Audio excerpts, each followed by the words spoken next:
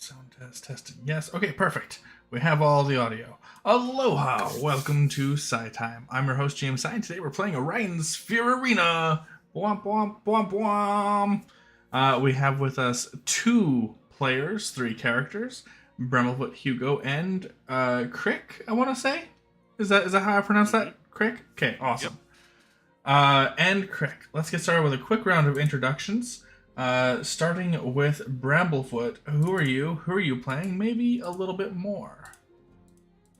Go here. I'm playing Bramblefoot. He's Tree Man, and he's gonna do some tree things. It's going to be a treat. It's gonna be a treat. I love that. All right. Next up, we've got Hugo. Who are you? Who are you playing? Maybe something more. I go here again, playing Hugo, the muscle-bound gunman. Wait, where the fuck's Galadon? Where is that motherfucker? Extort money from him. Extort some money from Galadon. Oh, not here today. And last up for introductions, who are you? Who are you playing? Maybe something more. Crick. I am Paul. I'm playing Crick, a wood elf monk. They're hoping to get in there, throw a few quick jabs, and get out. Hopefully live through the day, hey? That's the hope. Oh, so good. All right, you all hear a standard stereotypical arena introduction noise. It's like my favorite noise ever.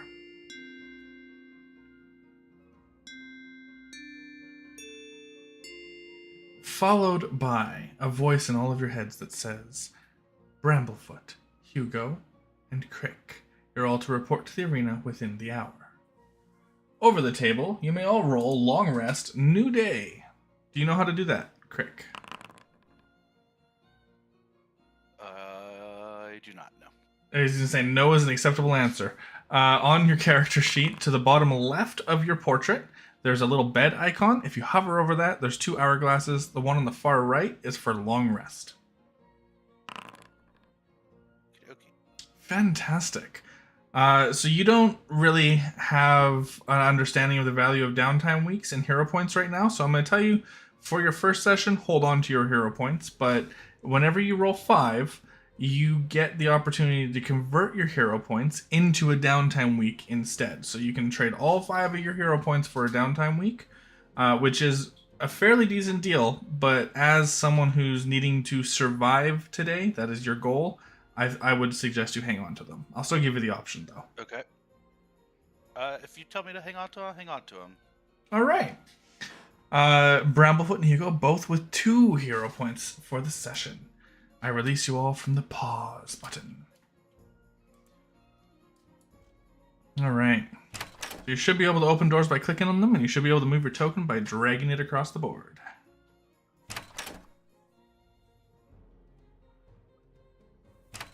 And yes, the way out is down the stairs when you find them. It is just around the corner that you're headed. Boop. Boop. Boop. It's the square. Right there. Yep. Okay. Just like that. No, it's kind of fancy.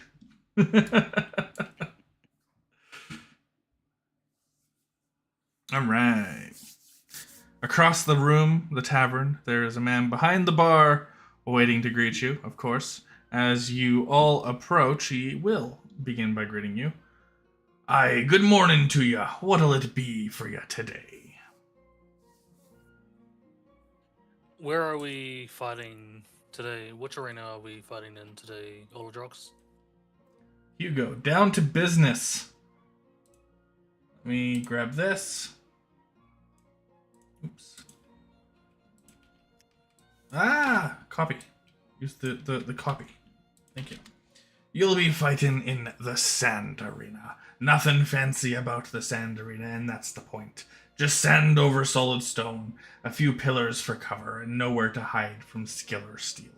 No tricks, no magic, no biting cold or burning air, just the basics. It's where true fighters prove what they're made of. When you win there, everyone knows it wasn't luck or the arena that carried ya. It was your own might. No Boom. excuses either. Right? One thing to note, so you can keep track of how much you're spending. You don't actually need to worry about subtracting it from your account or anything like that. That's all largely automatic and or taken care of at the end. But if you click your token, don't open your sheet, just click your token. Make sure it's got an orange square around it. On the far left side, there is a market tab button. If you click that, it opens up a market tab. And you can keep track of how much your balance is in that market tab. It'll populate as you purchase things. And the stock section of that market tab is where you buy things from. Okay. When it populates. There's currently nothing in it, but there will be.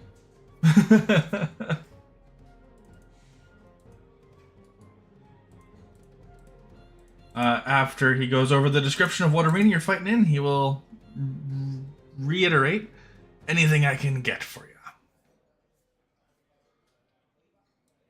He has all mundane items. So you need a scroll case, a pouch, a backpack, stuff like that.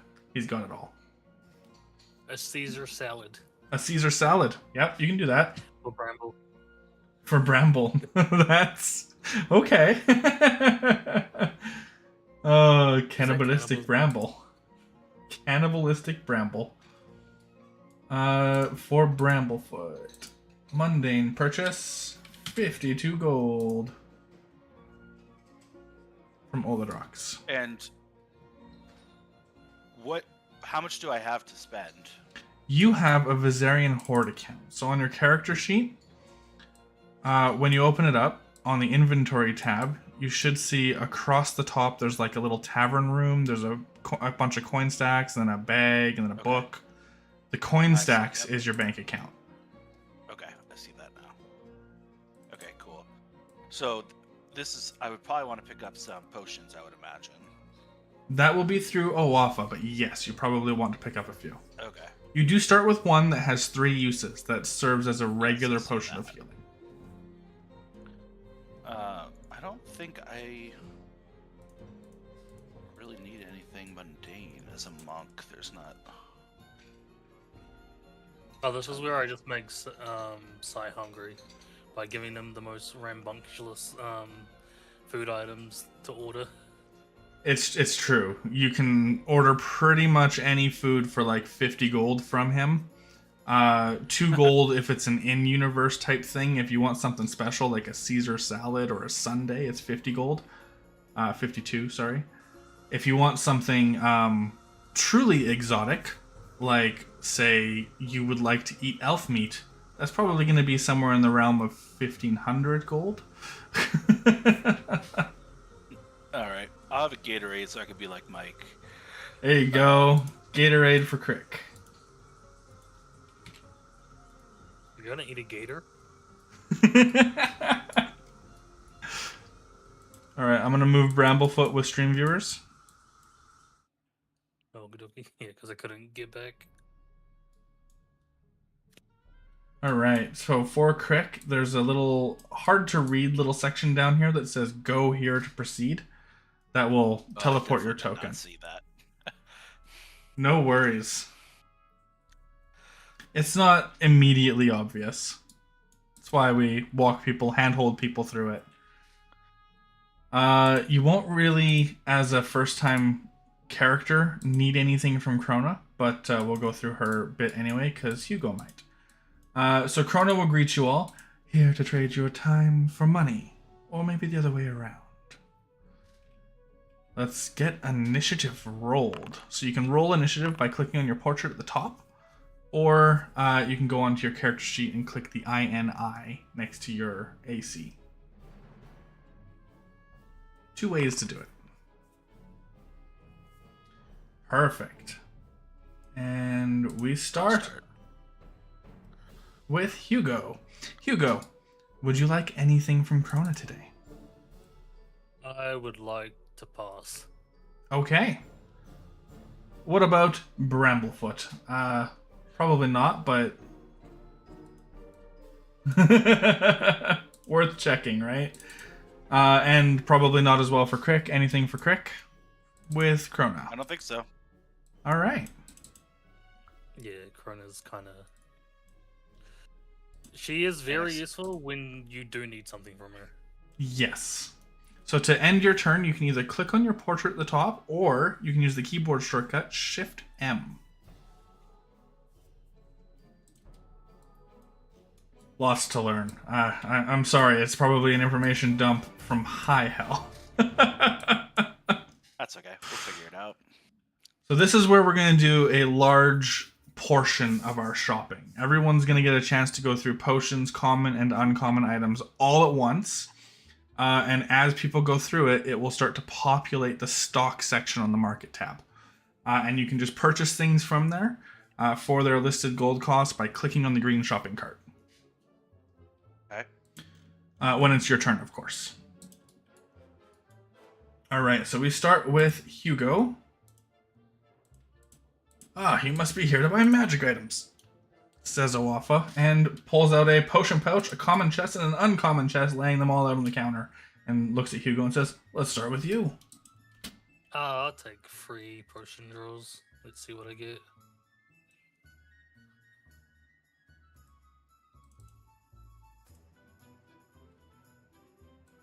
Not Damn, bad. healing potions. I Zoom's pretty good, but was going to say not bad with that zoom for sure. yeah. Zoom for 50 is actually quite a steal. Crimson Boar Zoom Juice, just so you're aware, is basically the in-universe version of Red Bull. It gives you wings. It gives you a flight speed. There are other effects though. It could give you haste, and it could give you exhaustion, based off of a crit on the d20. Okay.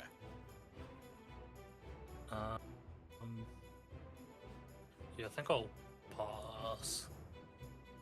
No common or uncommon for Hugo. Alright. For you, Bramblefoot, potions, common, and uncommon treasure chests. I'll go for 3 potions. Oh, what the fuck? That's definitely not beginner friendly. Oh, you're doing it with Hugo still. Gotta click on Bramble. Shit. Okay. It is that selected. There you are.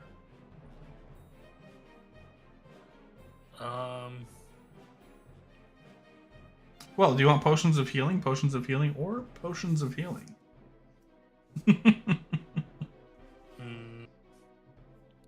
I will, just for the sake of explaining it, I'll do a uncommon, and I will try to search for a scroll. That was a common, so you're gonna want to do an uncommon as well. Okay. There you go. I And actually want that. you actually, well then buy it. It's fun for a certain build. I don't know if I can build it at the moment. Something you want It's for a fun. different character. Got it. I know for this character. Oh, It's just that, like, would you I like can't remember its restrictions. attunement for a downtime week on it? As long as you're a sorcerer, warlock, or wizard. Yeah, I need to. I'm druid at the moment, so yeah. So you do not want attunement because you can't have it. Got it.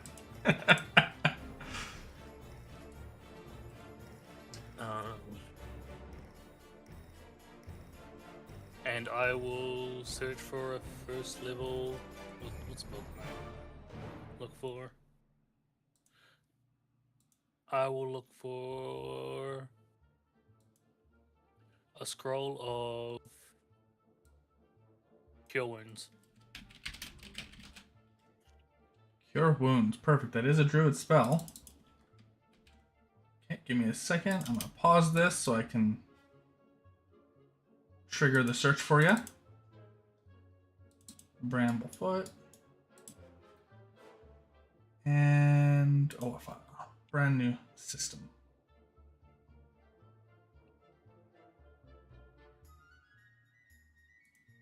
Ah, right. Okay, roll your investigation manually, please. Manually? Yeah. Okay.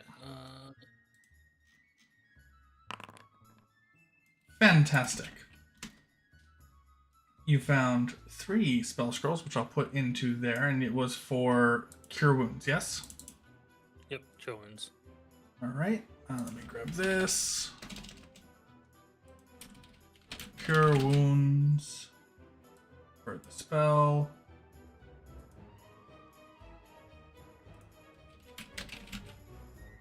We want 3. Okay, just in case.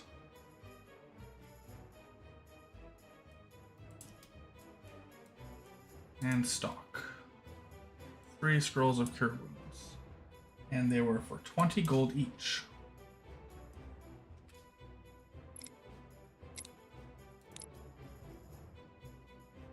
Oh, that did not do what I wanted it to do. Everyone, drink.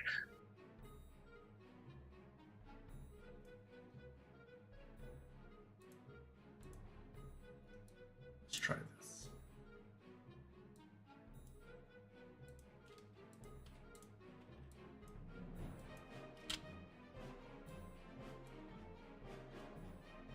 There we go. Sorry, it took me a minute to get that sorted. There. That's what I wanted for the 3 of them. Okay. Okay, and then I'll pass. Perfect. So, Posture mechanically, check. what am I clicking here? So I would like to get some potions. And Yes. So let me send this to that- you. Also, we have posture check, sit up and straight, and we have a hydrate check from K Grams as well, who is drag racing and can't stay, but wants to make sure everyone's sitting up straight and drinking water. All right. So you can do that one up to 3 times. You can do 2 more if you'd like.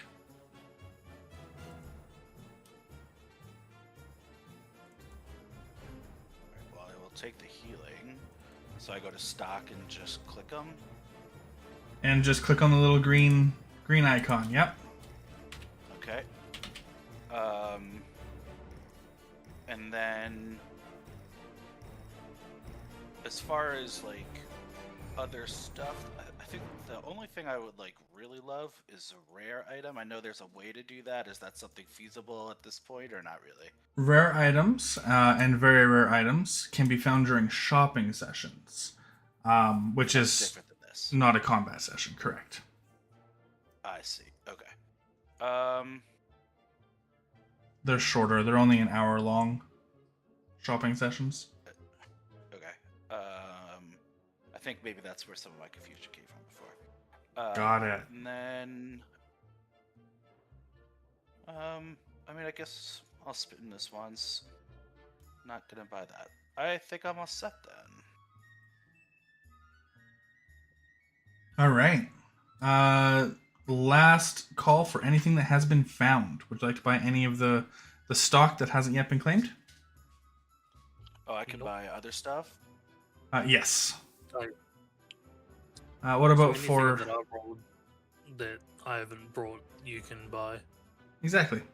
So now you have the option as well to buy I'll buy anything. some extra potions, I guess. There you And go. then do I do the Ludwig voucher now or? We're gonna be popping over to Ludwig actually in just a moment. Okay, Um, I'm all set. Perfect. So end turn.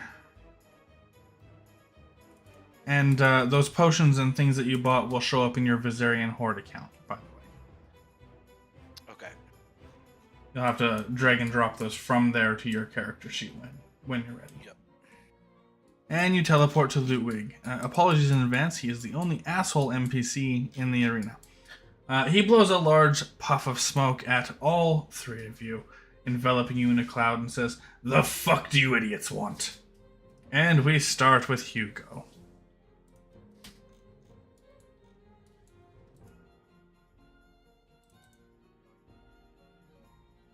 Hugo? Every time I stay up until 2 in the morning looking at Logwood sheet, and I never remember when I actually get to him.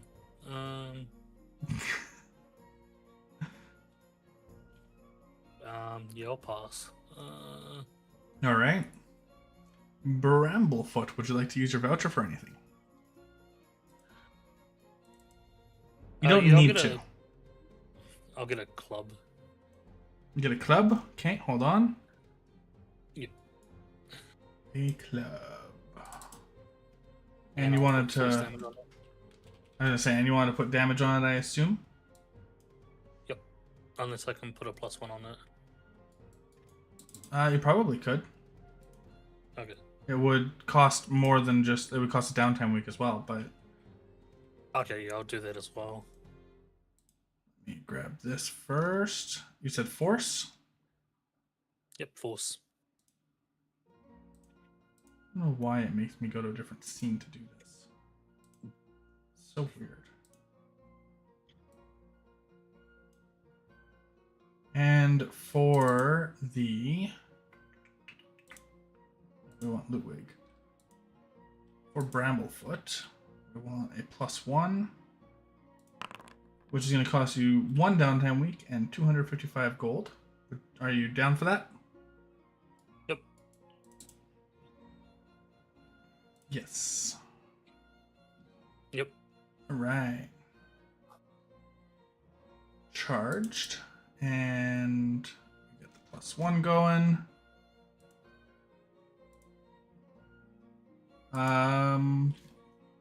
There we go. Boop. All right. He takes the freshly purchased club into the back, and you hear some crafting noises.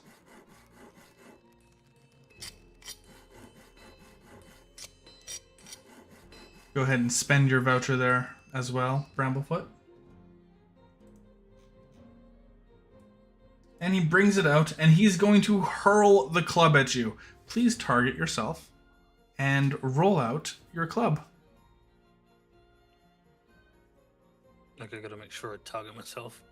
That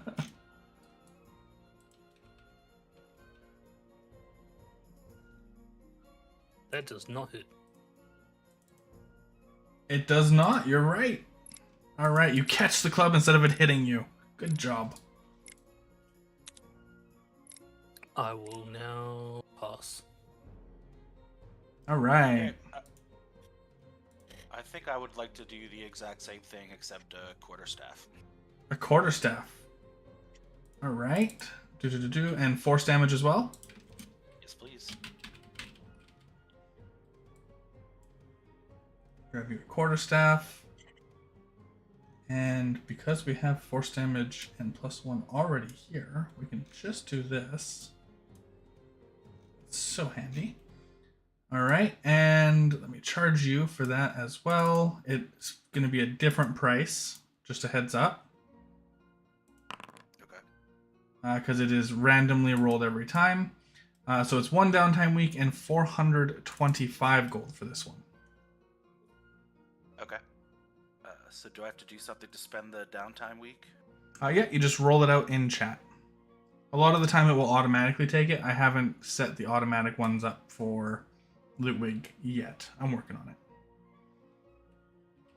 So in inventory, you just click on downtime week shard, the far left-hand side. It looks like a D20 when you hover I over it. minimized that thing. That's why I couldn't find it.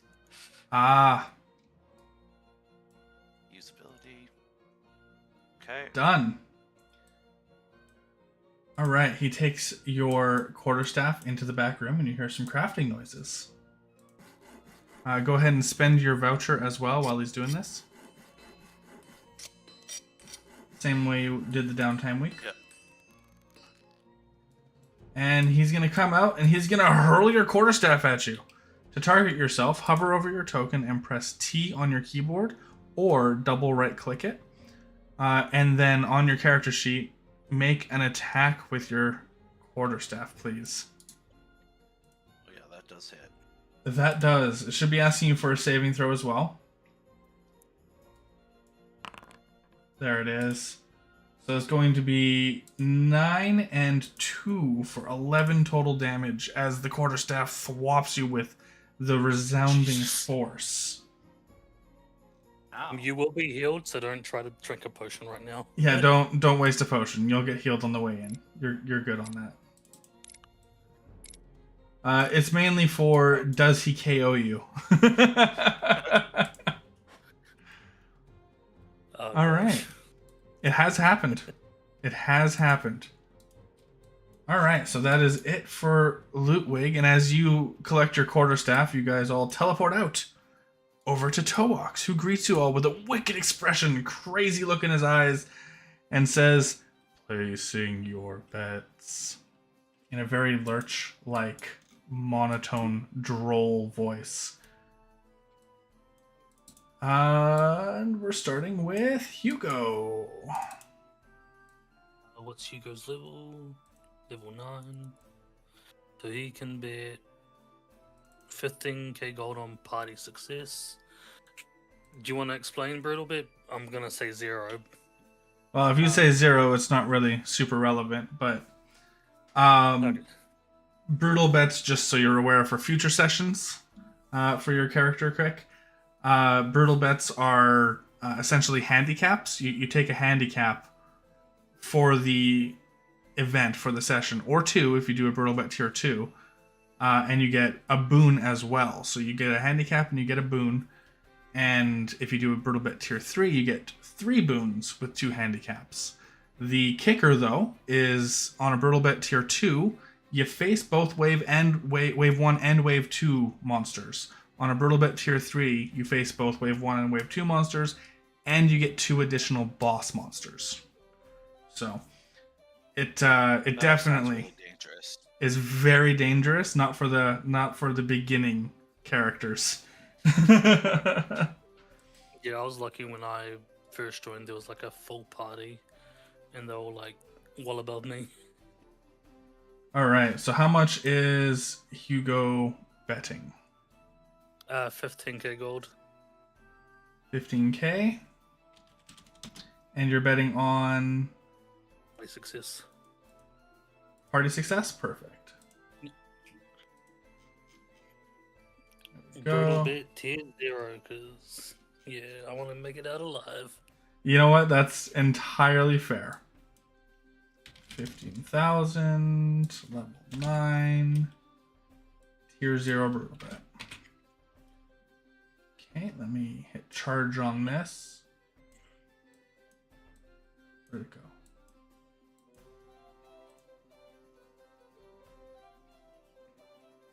I think Hugo might end up being the big spender, weirdly.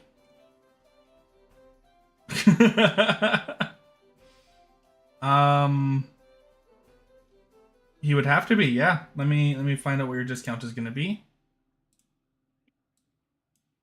Big spender is just the person who spent the most gold. They get a discount off of their total of 7%. All right, so let me credit Hugo.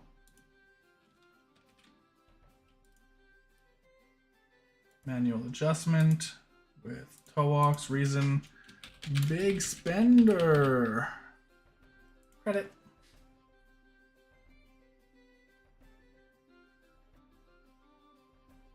Fantastic. All right, so your total will be 14,415, Hugo. Should automatically do it. I think I've wired that in correctly this time. Here we go. I'm just gonna do this.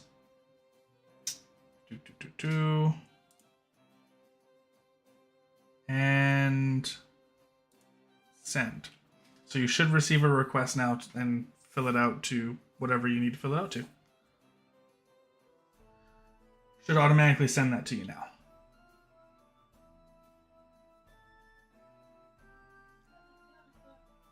Did you get it, Hugo? Yep. Fantastic. And receipt generated. All right. That looks much better than it did. It was weirdly wired before, so I'm glad it's working properly now. All right. You can end your turn. Next up, Bramblefoot. Bramblefoot will say 10k on party success. 10k party success. Fantastic. And 2 tier 0, because you don't get to pick a brutal bet because it was locked out from the first person, which was also you, but you still have things in your horde account. Just a heads up. Claws, Bramblefoot, place bet, 10,000, charge.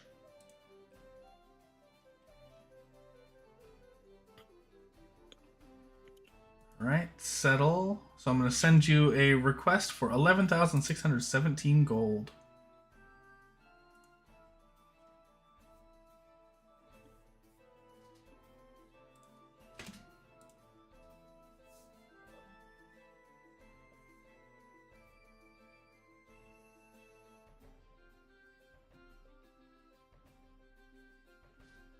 Perfect. That works so well. All right. And you can end turn when you're ready. And Crick. So, do I have any use for money between now and when this bet resolves? No. So I should bet all my money then. I'm still 15k. Well, you are limited to 10,000 at your level until you hit level 5, then 15k. Okay, then 10k. Perfect. If you double click Toax's face on the appearance side, it'll tell you what your betting caps look like. Okay, I see now. All right, 10k party success, I assume? Yeah. Perfect. Save on that. Let's go over to here, select you. Stake 10,000, charge. Back to here. And a settle up. So I'm going to send you a request for 14,927 gold. There you go. Oh.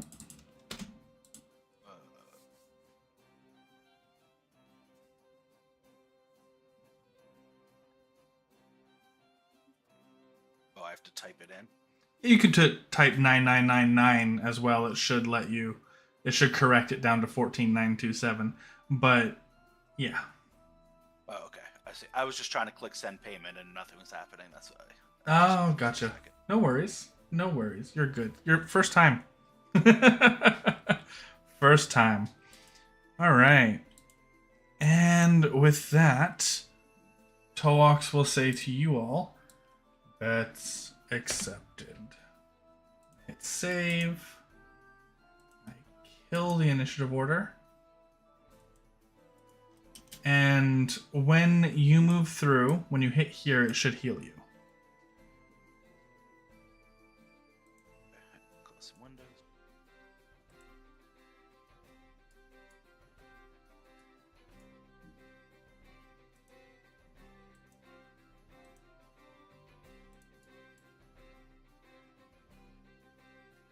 Oh, it didn't do it because there was one person jumped in just before you did. So it healed them first. Now you're healed. All right, so this is the exit to the next area.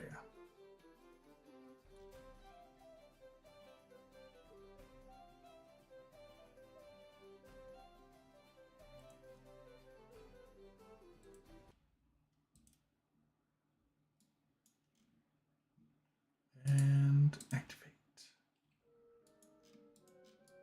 All right, the opulent hall stretches before you, opening up into a massive room with a sphere on a pedestal.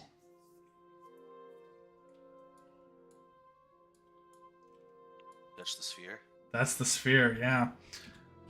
So don't jump in just yet. You can if you would like to skip this entire next step, which is totally doable.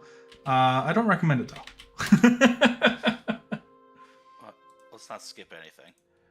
uh, Figuring things out here. People have before just ran right into the portal. It happens. All right. So I have started a clock, a timer, 5-minute timer. So in this 5-minute timer, this is your guys' opportunity to apply any benefits, boons, drink any potions that last longer than 1 minute. So any benefits that only last a minute, like say Bless, for example, will expire before you get in at this point. So anything longer than a minute will be good here because you got about a 5-minute clock.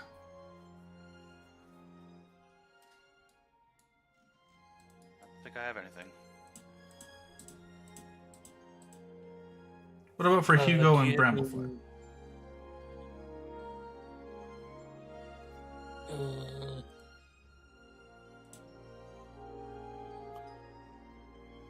I think Hugo's gonna drink. Oh, I know, I left it in the fucking room. Never mind. Yeah, I got nothing. Okay. And for Bramblefoot? Nothing as well. Okay. So I'm just going to do this real quick. Oop. Stock. Clear. Yes. Close. Alright. So now we're going to enter into a foe initiative. So I'm going to kill that 5-minute clock. Pause, reset, close. And do this. So the clock begins to tick, the chimes begin to toll, the lights begin to dim, and your destination remains aglow.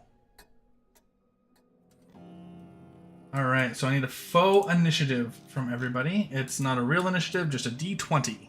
This is going to assign our order to go into the sphere.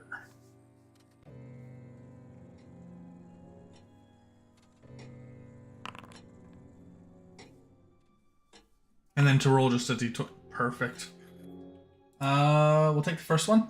So it'll be... I don't know. Bramblefoot, Hugo, because he rolled first, and Crick. So that order, it's probably good that you're going last. Gives you an idea for what other people do. Alright. So starting with Bramblefoot. Bramblefoot. Okay. This is action, So- bonus action, movement. Your goal is to get into the sphere and prepare yourself. Any things that last only a minute are applicable here. They will carry over into the actual combat. The only thing I have is a dodge action, and I'll just move into the thing. I did forget to share with you guys your information for the brutal bets and light conditions and whatnot. So I'm going to do that really quickly. What did we miss out on? What did we miss out on?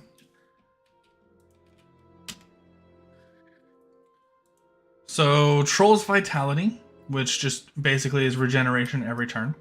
What goes up must come down, which is a... everyone is grounded, essentially. If you end your turn in the air, you will fall, regardless of whatever mount, flight, or hover speed you have. Forbidden Knowledge, which is an extra 50% experience, but that had the detriment of metagamer affixed to it, which means that all of the enemies have insider information about your characters. And Jackpot Tier 3 was the Brutal Bet Tier 3, which is 100% extra bet payout. But That we would have been 100% if. probably. Light conditions are dim light, so the light inside the arena will be dim light all around.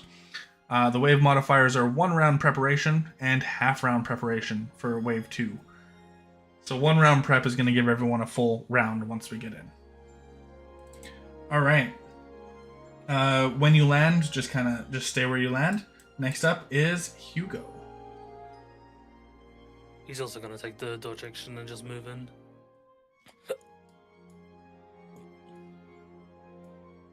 Okay. And Crick, you have access to action, bonus action, movement. So if you have any things, spells, or anything you'd like to do pre-prep to going into the actual arena, you can do that for sure. I think I'll just follow their lead and dodge and go in. All right. Am I actually clicking a dodge action here in Foundry? No, there is a thing to apply, but it's not going to be relevant because there's nothing to dodge from. And I don't think the +1 on my quarterstaff is actually there. Let's have a look. Because it's the same as my starting gear.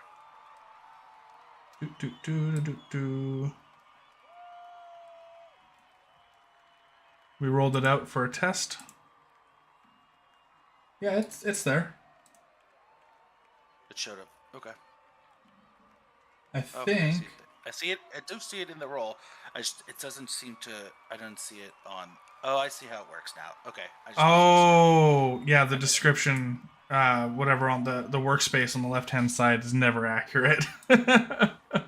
All right. My bad. I could have said that. I didn't realize that's what you were looking at.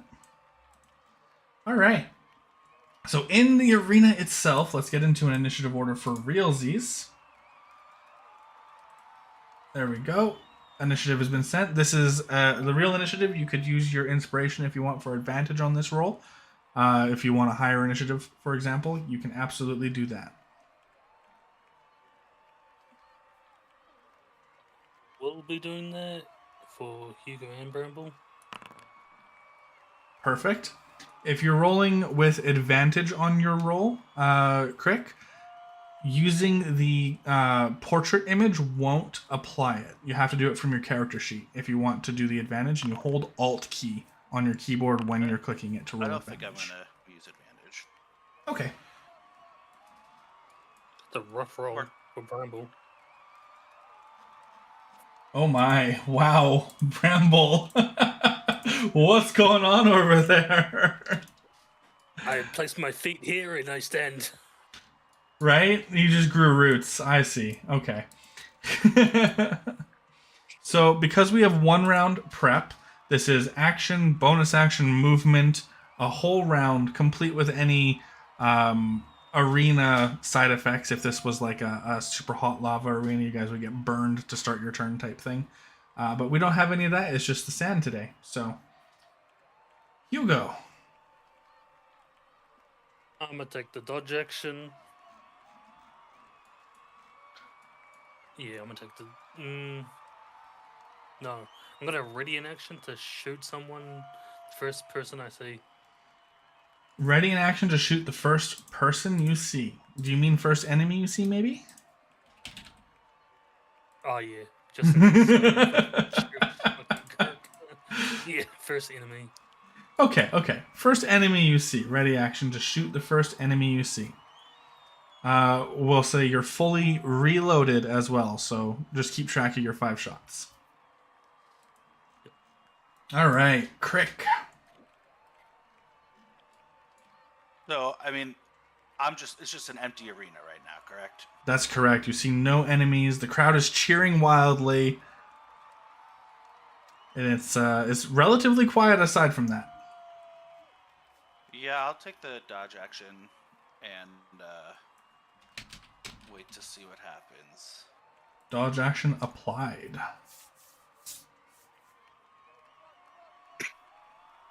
Oh yeah, and then...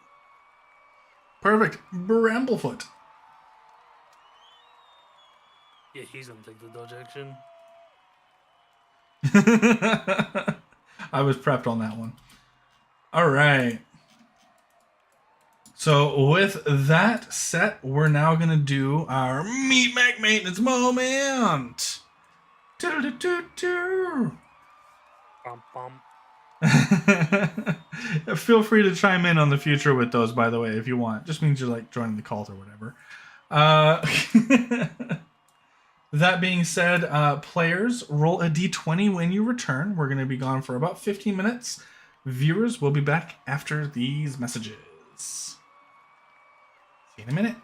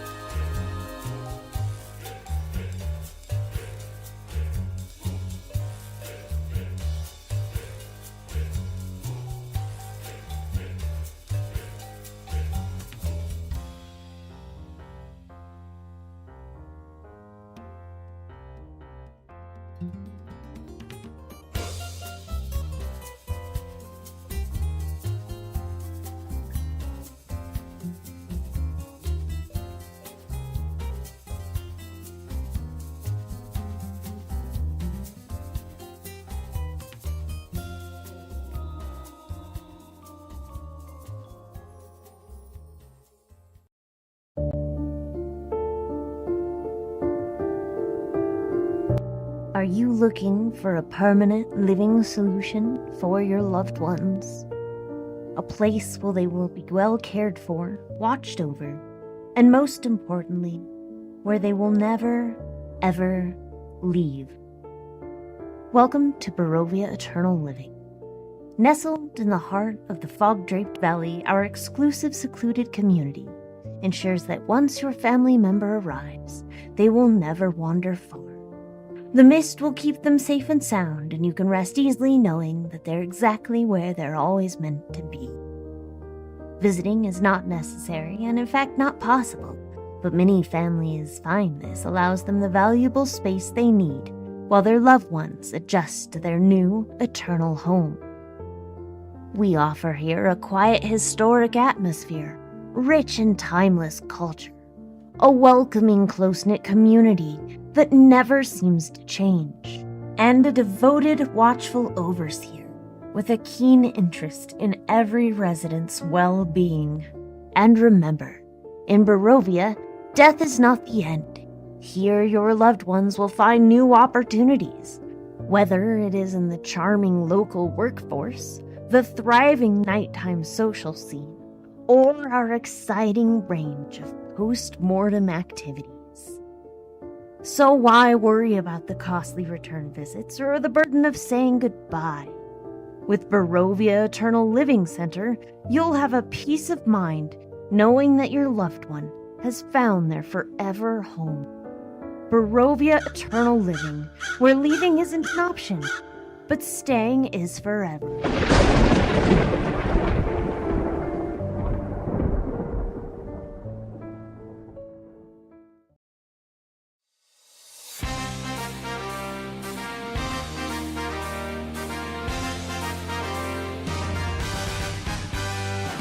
Are you tired of being a level 3 adventurer in a level 20 world? Do you dream of hurling fireballs the size of small moons but can't afford a potion of healing? Then come on down to Orion's Sphere Arena! Here at the arena, gold rains from the sky, swords crackle with power, and fate itself bends to your dice rolls. Face off against legendary monsters, bet on champions, and shop for gear so broken even the gods are taking notes. Step into the carnage where balance is a myth and power levels are measured in sheer disrespect. Orion Sphere Arena, where only the unhinged survive.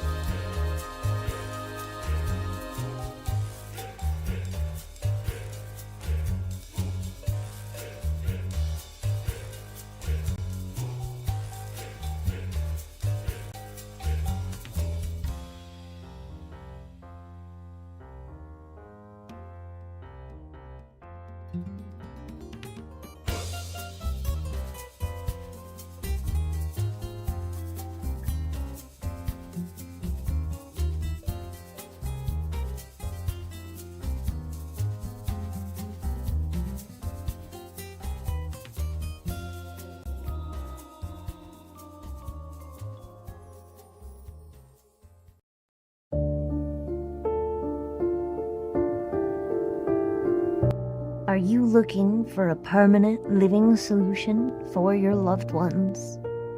A place where they will be well cared for, watched over, and most importantly, where they will never, ever leave.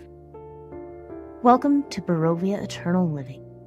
Nestled in the heart of the fog-draped valley, our exclusive secluded community ensures that once your family member arrives, they will never wander far. The mist will keep them safe and sound, and you can rest easily knowing that they're exactly where they're always meant to be.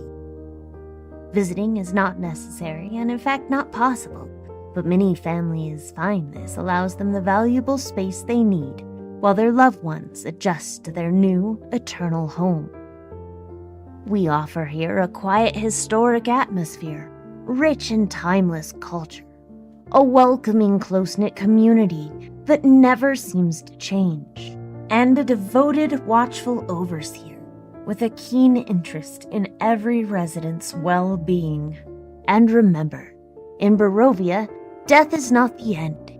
Here your loved ones will find new opportunities, whether it is in the charming local workforce, the thriving nighttime social scene, or our exciting range of post-mortem activities. So why worry about the costly return visits or the burden of saying goodbye? With Barovia Eternal Living Center, you'll have a peace of mind knowing that your loved one has found their forever home. Barovia Eternal Living, where leaving isn't an option, but staying is forever.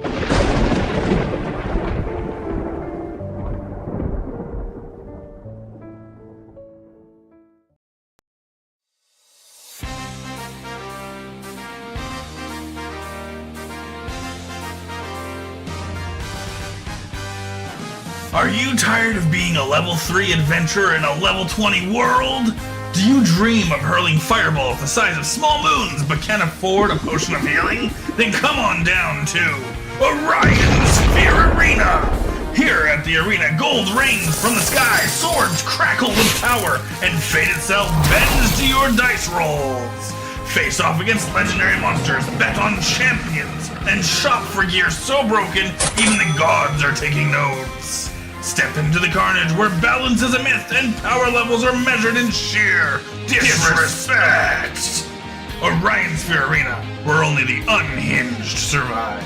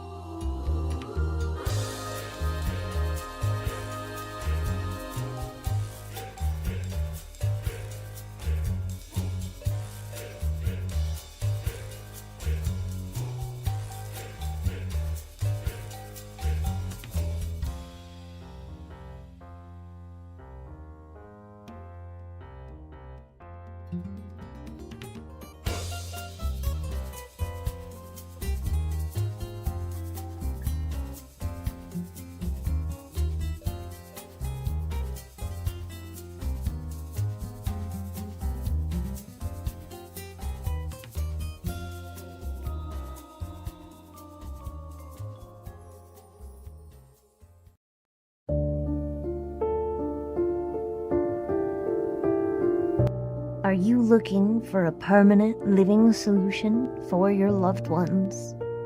A place where they will be well cared for, watched over, and most importantly, where they will never, ever leave. Welcome to Barovia Eternal Living. Nestled in the heart of the fog-draped valley, our exclusive secluded community ensures that once your family member arrives, they will never wander far. The mist will keep them safe and sound, and you can rest easily knowing that they're exactly where they're always meant to be. Visiting is not necessary, and in fact not possible, but many families find this allows them the valuable space they need while their loved ones adjust to their new, eternal home. We offer here a quiet, historic atmosphere, rich in timeless culture, a welcoming, close-knit community that never seems to change, and a devoted, watchful overseer with a keen interest in every resident's well-being. And remember, in Barovia, death is not the end.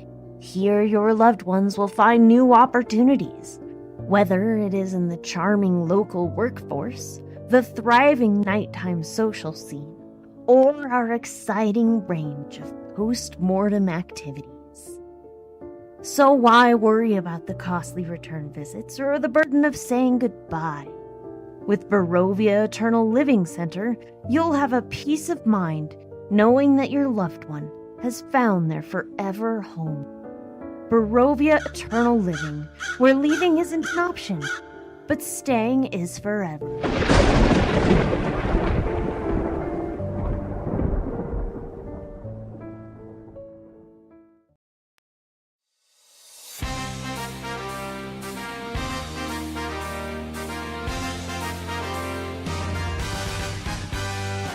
Are you tired of being a level 3 adventurer in a level 20 world? Do you dream of hurling fireballs the size of small moons but can't afford a potion of healing? Then come on down to Orion's Sphere Arena! Here at the arena, gold rains from the sky, swords crackle with power, and fate itself bends to your dice rolls. Face off against legendary monsters, bet on champions, and shop for gear so broken even the gods are taking notes. Step into the carnage where balance is a myth and power levels are measured in sheer disrespect. Orion Sphere Arena, where only the unhinged survive.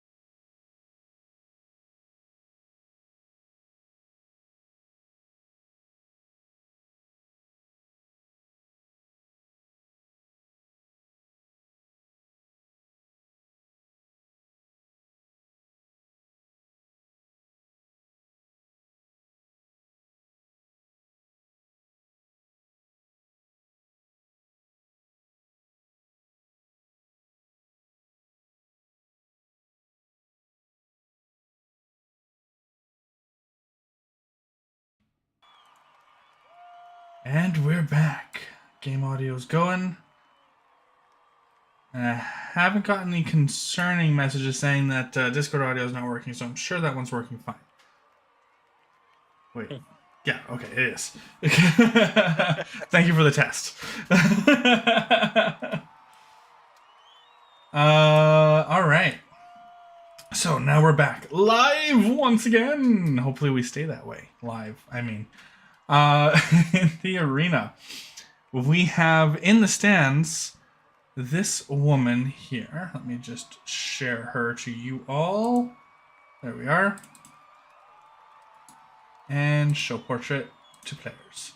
This woman in the stands waves her hand over the crowd, and the crowd instantaneously silences.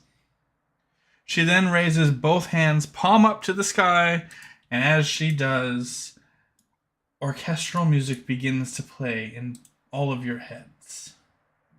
This. There we go. Followed by several discs of pink and purple energy beginning to litter the battlefield. Those discs of pink and purple energy then become columns of pink and purple light, which then recede back down to discs, revealing your foes. Dun dun dun. Very light foes, actually. This session. There's only 4 on the board. That's crazy. Normally there's like 12 plus, so. All right. What you said on the board concerns me, though. Well, this is wave 1. There's still wave 2. Oh, okay. Yeah. If it was something burrowed or buried, I would have indicated a little bit for you, just so you know for future. You see a column of light here, but nothing materializes into a disc. I see, okay. All right. Hugo. Pardon? Oh yeah, you have a ready action. Do your ready action. You see 2 things first, so which one's first that you shoot at? The boss. The boss. Obviously the boss. 23 hits. Oh no, Hugo.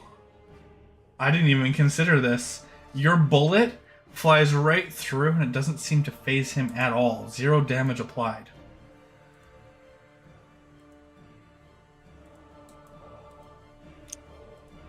That's an unfortunate moment. Pardon? I've got that Mike Wazowski meme. Alright, it is now your official turn. I'm gonna shoot the other one. That's probably a good idea. A 27 to hit the other thing, which, for everyone wondering, looks like this.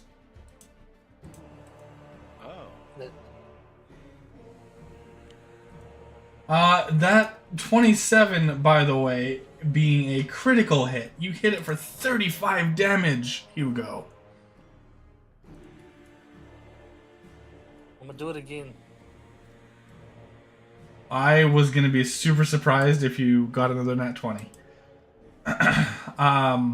8, however. I'm going to use a dice on that.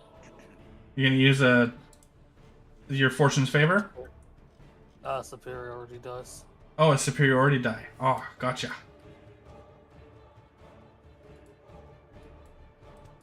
Does it do it? No, I think I need to do it manually, so I'm just gonna add a D8. Oh, it should ask you. It doesn't. Oh, okay, well, it still misses. I'm gonna pause you for a second, because it should. It's good to know that it doesn't. What's the feature? It's the precision attack, right? Yep, precision attack. Ah, we haven't given you the updated version of it. That's why.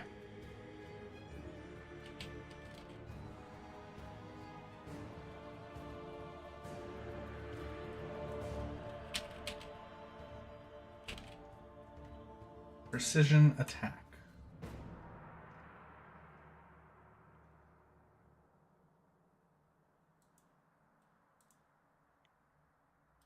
There. Now that I'm just gonna also update the other things that you have on here. Close. While we're at it, I'm gonna make sure to go update everyone else because, you know, gotta do my job as DM. And Bramblefoot is updated already. Perfect. All right. So in future, that should ask you if you'd like to use precision attack. Okay. Um, Going to... A 9 will still miss though. I'm gonna action surge. Action surge. I'm gonna shoot him twice more.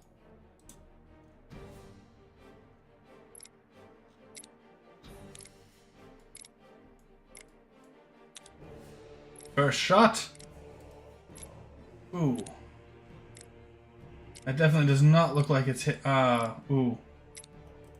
I think That's- it's a 12 instead. I think it's -5 twice. Yep. So sharpshooter is kind of broken. Just whenever it asks you, say no. I don't know why it's, I'm just gonna delete that one. Can I do this?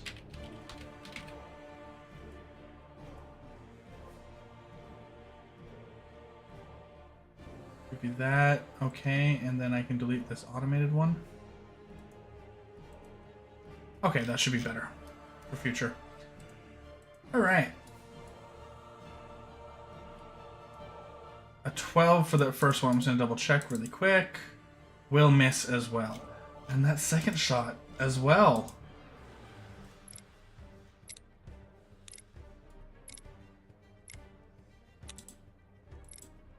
As your shots just fly wide. That's 5 shots, so if you still have a bonus action, I don't know if you've used it or not, you could use it for a reload. I will reload, but there was 4. You had your ready action, Ah.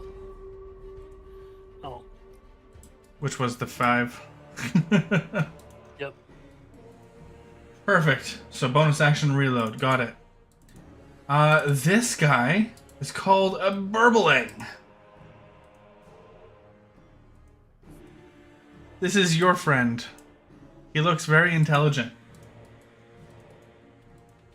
Crick, he's gonna look at you, and he's going to fly towards you.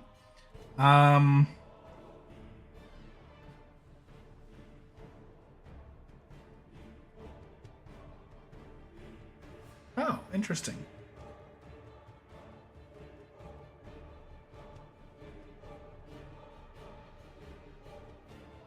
Well, that's cool. It's going to look at you, and it's going to create a version of itself next to you. And it's going to fall unconscious. No,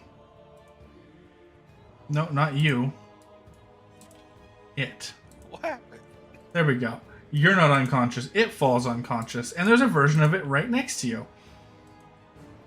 And it's going to target you and attack with this little tiny version.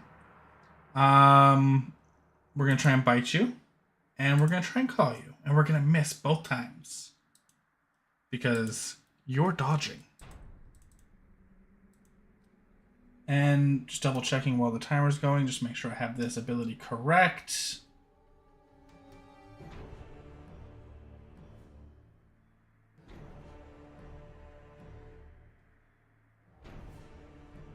Okay, yeah, that looks correct. Boom. Your turn, Crick. I'm also gonna do this for your benefit. So we can identify which one is the original. I am going to run at the original. So it will get an attack of opportunity if you do that. Yep. Okay. So here we go. Let's just do this. We're going to try and bite you with an attack of opportunity. And we're going to miss. Alright, and then... need a target? Yes, okay. And we're gonna attack. And does him be unconscious give me anything? It sure did. It gave you advantage on your roll. You should see the KH for keep higher. I see that now. But it's also an automatic critical because he's unconscious. So that's awesome. Dealing 13 and 2 damage. The creature is injured. Okay. And then I will Flurry of Blows.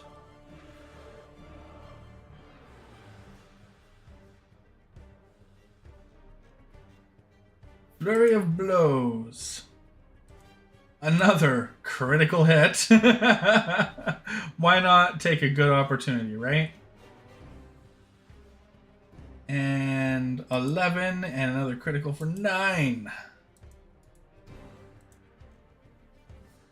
And I believe that's everything I can do.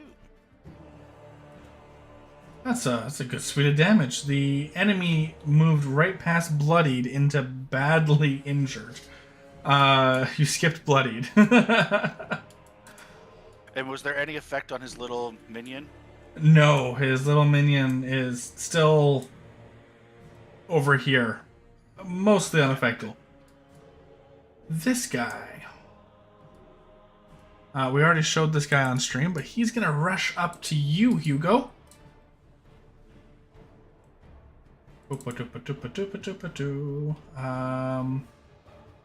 Double checking. The range on this. Oh, the range on that is ridiculous. You know what? He's going to stay there, and he's going to extend his arm out to you, Hugo, from there. It just stretches unnaturally, like he's fired a harpoon, but the flesh remains attached. I believe he does this once. He does another thing. Okay, so here we go. Hugo, as he tries to harpoon you with his arm from over there. The harpoon arm goes right past you, narrowly missing you in this situation. And his second attack can't go off because the first one did not succeed. This guy's turn.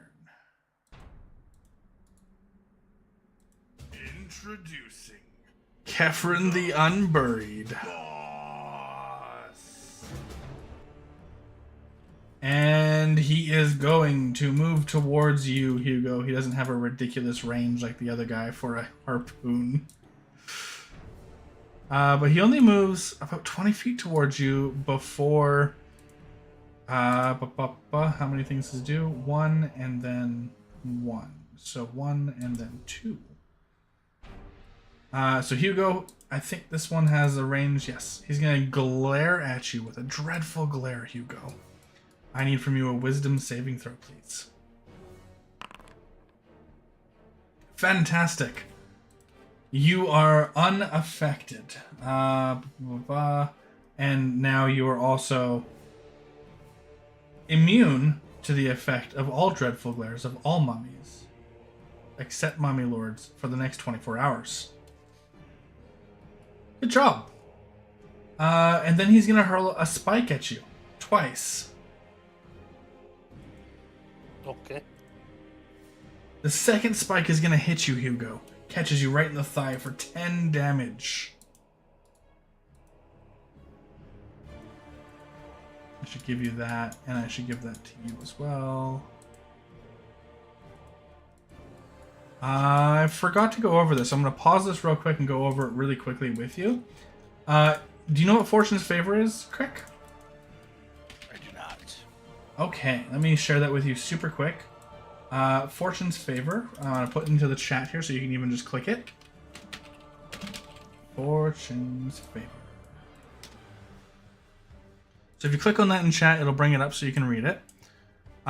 Basically, it lets you roll a d20 after you've done something. and choose the result if you want the d20 you rolled or the d20 from Fortune's Favor. You can do that once when you have Fortune's Favor. Both of Aiko's characters have Fortune Favor right now because of the server tag that they have going on in Discord. Do you know how to adjust server tags? No. Okay. If you too would like access to Fortune's Favor, I can walk you through. It takes about 2 seconds. Sure. If you don't Okay. mind. Absolutely. So on Discord, go over to Discord, and then on the bottom of the left panel there's a little settings gear for user settings. Mm-hmm. Click on that, and it brings up the settings window, and then you click on your name at the very top left. Okay? And then you scroll all the way down in the center of the screen for the setting for your edit profiles. And then at the very bottom, you should see server tag. Choose a server tag to rep next to your name across Discord. And then it's a drop down, and you just select STMH for the Mug Hub waiting room. Done! Okay. And just like that, you also now have access to a Fortune's Favor. So it's basically a luck point. Is that what I'm reading here? It's a what? Sorry? Basically a luck point. Basically, yeah. Okay, cool. And for things that are blind, like a saving throw or something like that, because they're blind, you don't actually see the result. So what you can do in the situation of a blind roll, because you have a Fortune's Favor, you can say, hey, was my roll higher than a X? Say you say 10, 13, 15, whatever. Was my roll higher than a number? And then I'll tell you, yep, it was higher, or nope, it was not. And then you can choose to use your Fortune's Favor from there. And then I'll just let you know your Fortune's Favor was higher or it was not. Okay, cool. Thank you. Welcome. All right. Bramblefoot.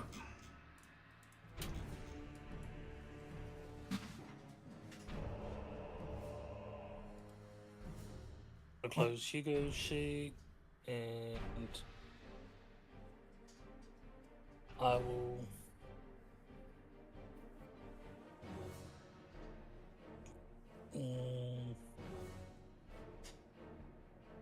I guess I'll move up, and I will take the dodge action. Dodge I'm action. also gonna, yeah, I'm also gonna equip the fucking club because I forgot to do that earlier. That's fair. Club equipped. That'll be turn. And this guy. In the spirit of showing all the enemies as we've done so far, here you go. Oh, it's Frederick. Whenever I see that face, my brain jumps to that meme of the princess guy just raging out.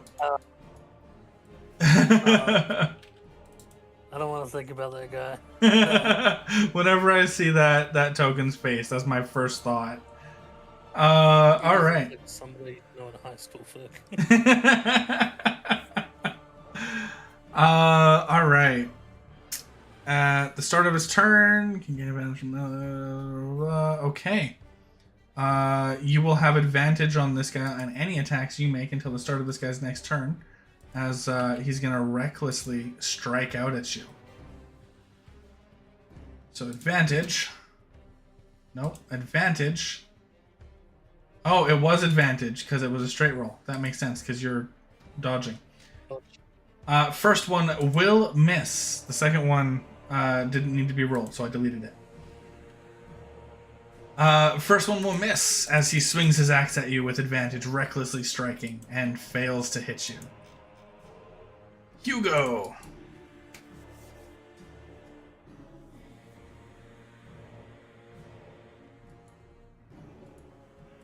Take another shot at the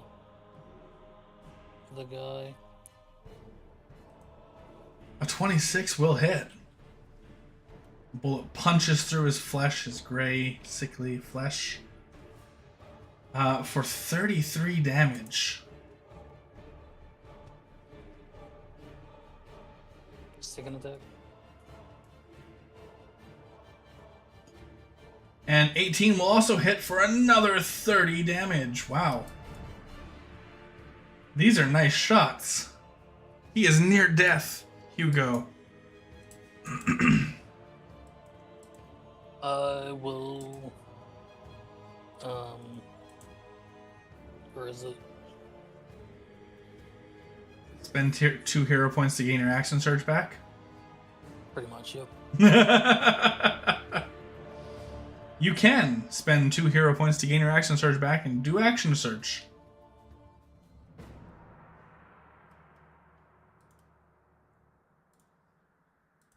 And action surge has been recharged.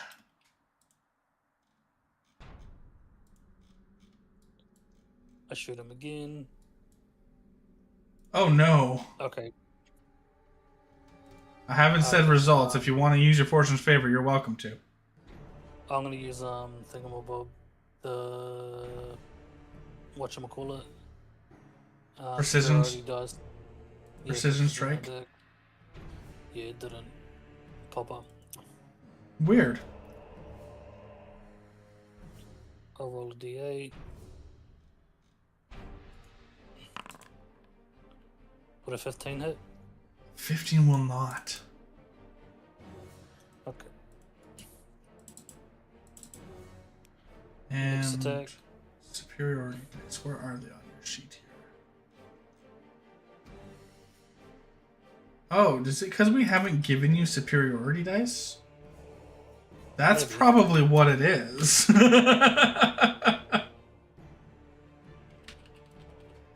Oh. Okay, so it can't interact with itself if it doesn't have the thing. So, there we go. We'll try that for future attacks. Alright, were you gonna use your precision strike on this one as well? Yep. Alright. Go ahead and roll out a superiority dice on your features tab.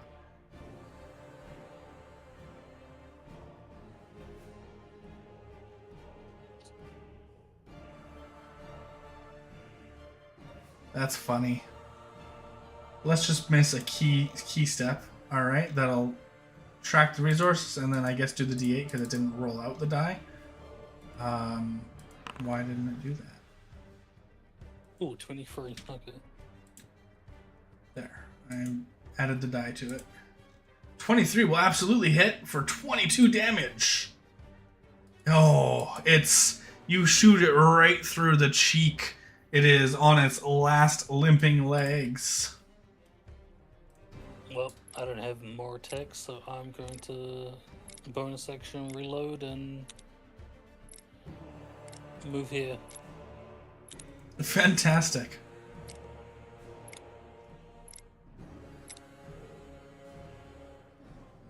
This guy's gonna release his other form.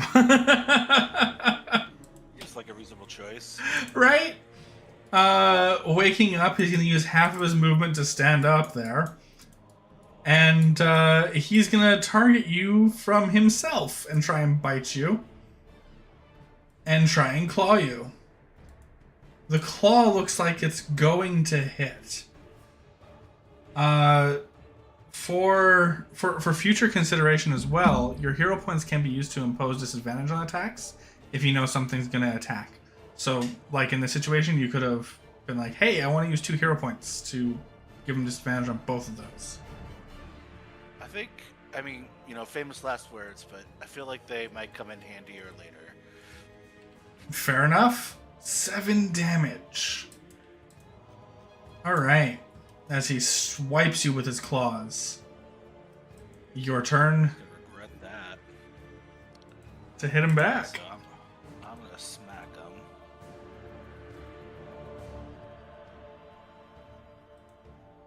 This would be a good opportunity before I declare a hit or miss. If you would like to use a Fortune's Favor, you potentially could. Okay, so this is okay. Then I will. Yes, this is when I was about to ask when in the process I do that. So now I just re-roll it. Yeah, you just roll, or you could just roll a d20. That works too. Oh, just roll a d20. Okay. That's going to be higher than the 5 you rolled. Would you like the 18 instead? Yeah. So The fact that 22, you hit off. 24, 25 to hit will absolutely hit, dealing 9 damage. And let's find out how much of this he takes. Give me a second. All of it. And 5 damage on top from the force. He is barely holding on. He's purple blood everywhere, limping in place. Looks like he's a breath away from getting knocked over. That's really annoying. Always is. I think I'm just gonna pass. I don't want to use another key point right now. Okay. This guy also like a hair's breadth away from falling over. Hugo, he's gonna try and harpoon you. Looks like he's gonna miss, but you have a query for a superiority die thing. But you're not within 5 feet of him, so I don't think it matters. How does that one work? I can't remember, so I just geeks it out of it. When a creature misses you with a melee attack, you can use your reaction to spend to make 1 melee weapon attack against the creature. It is a melee attack, but it's a weird ranged melee attack. That's probably why it triggered. Alright. His second one cannot go off because he missed you. So he's actually just going to make his way over to try and hide behind the pillar for cover from your shots, but he can't quite get all the way there.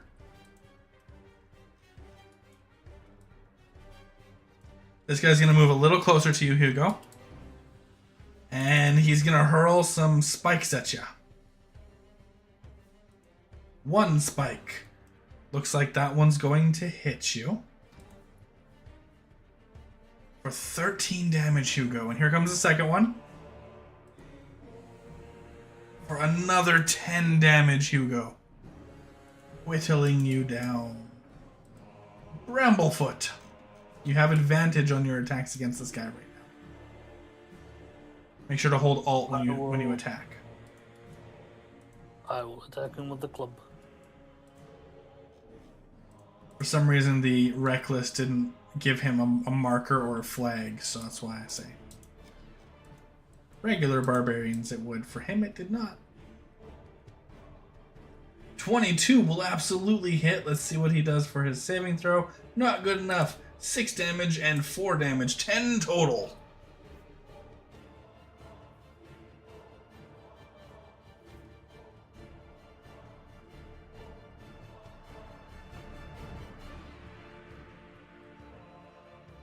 Well, I'm gonna cast this. I was supposed to do it before, but it worked out anyway. Ah, yes, Shillelagh. The only real benefit it has for this particular item is it changes it to a D8. So let's duplicate this. Let me just go into effects here. I'm going to pause this. Change this name to Shillelagh. It also uses my wisdom instead of strength and dex or whatever. Yes. And wisdom. 8.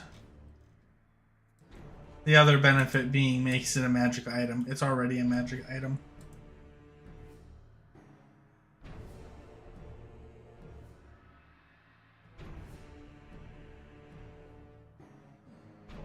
Oh, I didn't even know it was just a default. Oh, that actually makes it a lot better. Doesn't it? And yeah. enable. All right. I think I messed that up. Let me disable that real quick and fix it. I have a bonk set that can kill anything. There you go. And last thing I'll edit is the weight, and then it's perfect. Okay. Unpaused. That'll be turn. This guy is going to target you with a reckless strike once again. And you're not... I guess I'll crit fish. It didn't roll with advantage, so I'll just do a quick crit fish. Okay. Bramblefoot. It looks like it's going to hit. Did you want to use your Fortune's Favor to impose a disadvantage reroll? No, let's see it. Let's see the damage. Alright. 15 damage, Bramblefoot. It's quite hefty of a hit. Alright, Hugo. This guy's trying to hide from you. I am going to move here. Well, that invalidates any possible chance he had at thinking he was being at all hidden.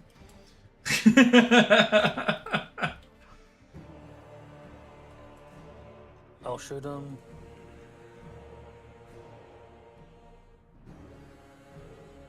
Oh, okay, now it's showing. Oh, good. Yeah, it's because we didn't give you the superiority dice. My bad. Holy crap. Yeah. 40 damage sends this guy to oblivion. Would you like to describe your murder? One shot, one kill.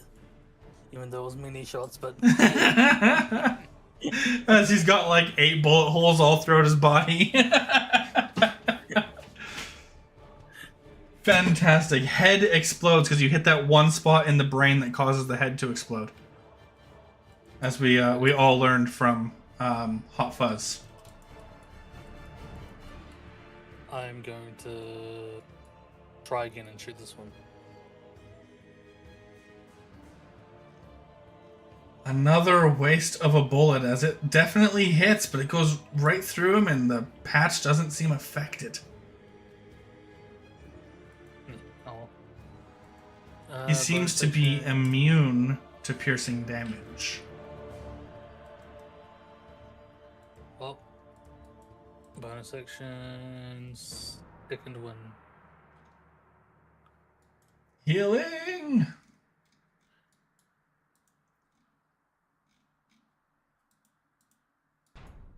Alright, you applied that?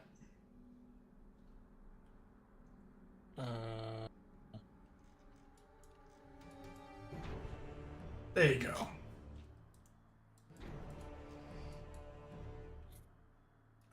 This guy's gonna try and bite and claw. His final death throws here to try and get you down before he goes down. He's panic attacking you, swiping wildly, and misses both times as he gnashes his teeth in your direction. Your turn. Yeah, I'm gonna hit him. Where'd it go? There it is. And roll his thing, and that will hit for 9 and 2. Would you like to describe your murder?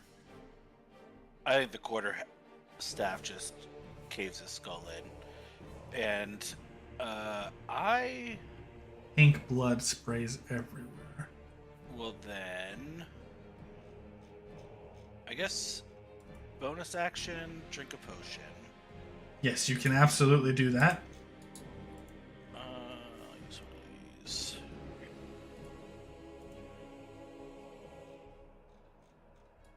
Couple ways you can apply this to yourself. You can manually do it by right-clicking your token, clicking on your HP number to highlight it, and hitting the plus sign, 6, enter. That's the manual way. The automatic way is to have your token clicked, and then in chat, you can right-click the number 6 and then scroll down, because it'll bring up a menu you can scroll down for, and hit apply healing.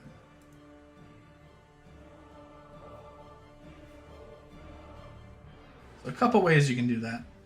Or just directly off of your character sheet too. Can I just type it in because I wasn't. Can I do this? Yeah, you can just click on the left number and then hit plus 6. Okay. That works too.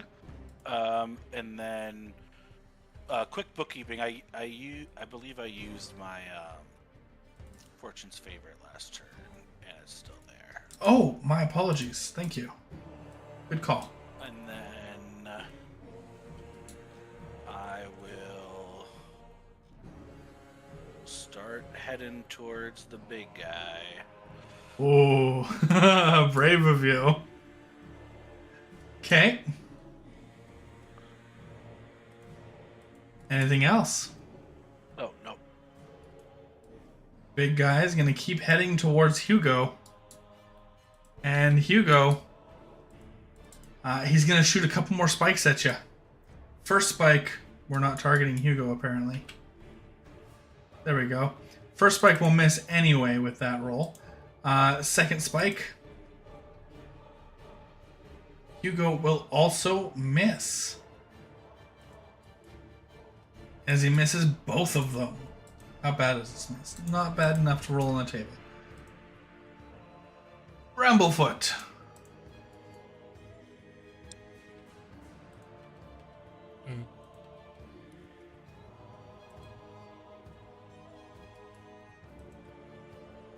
Gonna cast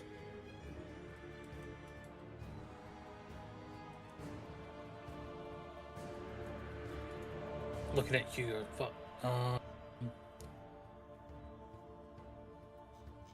Wrong sheet. Wrong sheet.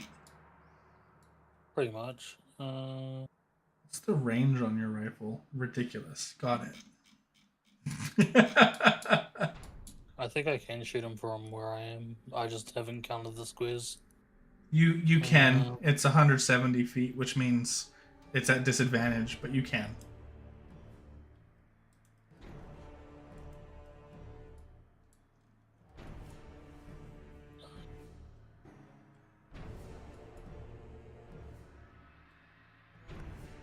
I think that's the added bonus I get for being a hippo. Oh, right. You're disadvantaged because you can shoot long range or something, right? Without... Yeah. I don't have to worry about the long range disadvantage. For being a hippo. Yeah, it's gonna be Cure Wounds, and I should target myself. It's actually Sharpshooter that gives you that bonus, but yeah. I think the hippo bonus does too. Maybe.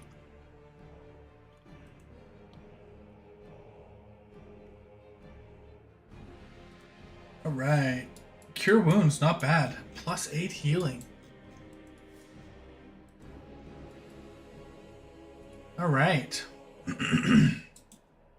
And I will bonus action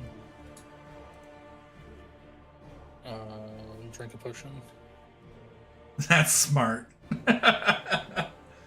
Keep yourself up. I think it's like overhealing, so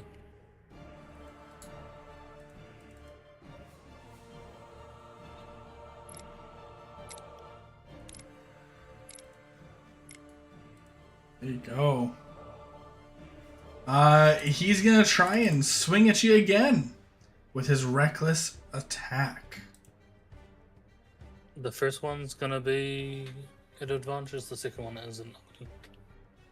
Well, he only has one, so you're gonna use a hero point to impose disadvantage? Oh, okay, yep. Is that what you're doing? Yep. Alright. Does a 14 hit you? Is the question. No.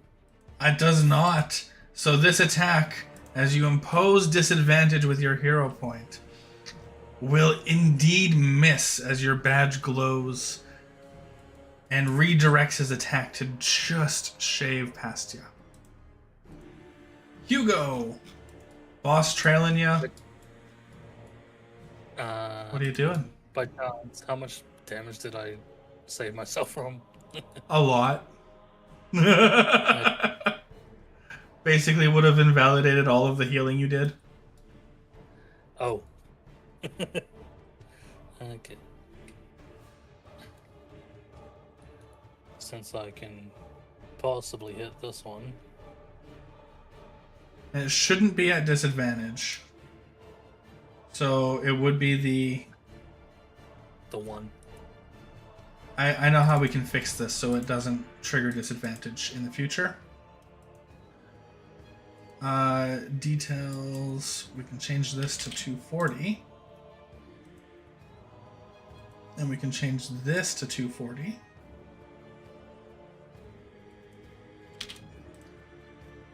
And now your range is just 240. Okay. So the 7 and 5 is 12 and 4 is 16, 17, 18, 19 minus 5 is 14 total. Will hit.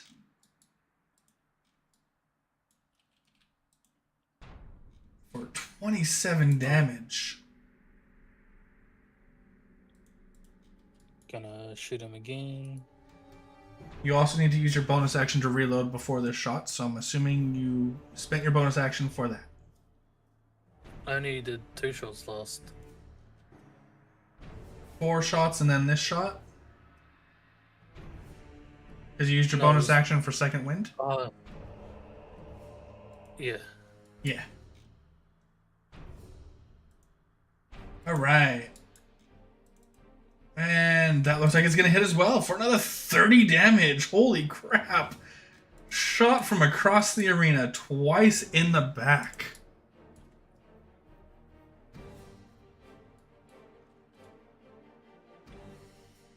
That'll be... Crick. Hey.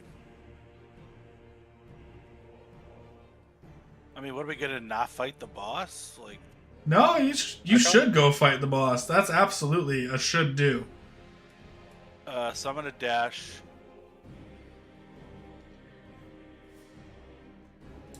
And then The boss is kind of just picking on Hugo, so. Well, if I can't shoot him, then fuck. Right? there's not really anything else I can do from right here, so I guess that's my turn. All right. One trick bomb. One trick of a... One trick hippo. He's gonna shoot 2 spikes at you, Hugo. Damn, he does not like you. He's like, you shot through me a couple times. You must die. And he misses with both spikes. Bramblefoot. Let's see if I can kill him. Some potentially meta knowledge for you, Crick. The bosses, unless they have no means to attack their chosen target, will focus their chosen target. Okay. Did this guy reckless? That's great for me. That is great for you. Did he witch? Yes, he reckless. Absolutely. Okay. 18 will hit for 6 damage and no damage. So 6 damage. Fantastic. Would you like to describe your murder, Bramblefoot? Bonk. Bonk. Great. That will be all. Head becomes a concave structure. Any movement? No? Okay. Hugo. Well, I'm gonna take the dodge action. That's wise. Let's give you that.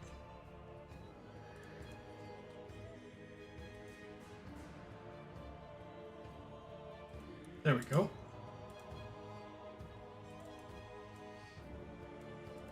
You know what? I'm gonna move closer to him. Okay.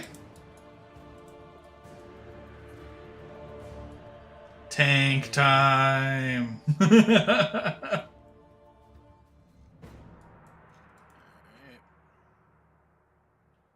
Ooh, just a little, Dang it, really? just a little too far. I measured it badly, I guess. Dang it. Shoot.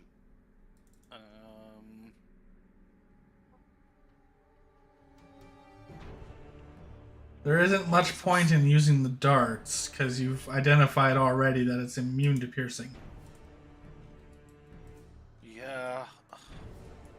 This feels bad, but I'm not gonna like skip my whole turn, so I guess I'm gonna step of the wind, which will be bonus action dash. There you go. So I'll set up for possible future flanks. Yeah. And then I will target T. There we go. And take a swing. Ooh. Yeah, no, I just miss. Yep. I imagine. If you, on your flurry, if you do flurry of blows. I already used my bonus. Oh, you're right. I was going to say, before your attack, if you say, hey, I want to use my hero points to make this advantage, you've got Yeah, so but I many think I'm of gonna them. need hero points to get key points back, so I'm Oh, you that's can... what I think I'm gonna end up using it for. Absolutely. You can do that. Definitely something you can do, because you gain key points back on a short rest, right? Yeah. Which would be 3 hero points. So I'm not doing that now, but that's what I think they will be used for. Well, you're going to get another attack. Is he going to move away from you? Attack of opportunity? Yeah. Oof. Jeez, he sucked. And he moves up to you, Hugo. And he's going to try and hit you with his rotting fist. Twice. Here we go. That one does not look like it's going to hit, but you know that as it's triggering a repost from you, I think. And next one also looks like it's not going to hit. That disadvantage really helped you out this time. From that dodge. Yep. Alright. Bramblefoot. I guess I'll try and move.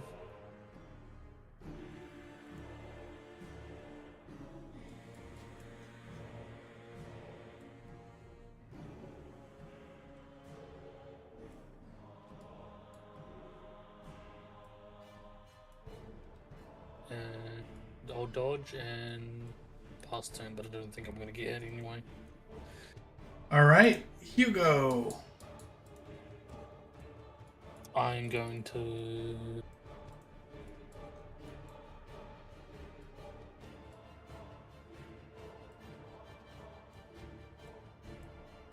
Now, where did I put those? Oh wait, no, that's right. They're in one of the pouches. What are we looking for? Just a potion.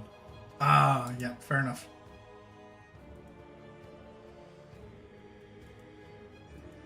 Do I have a smaller potion? There we go.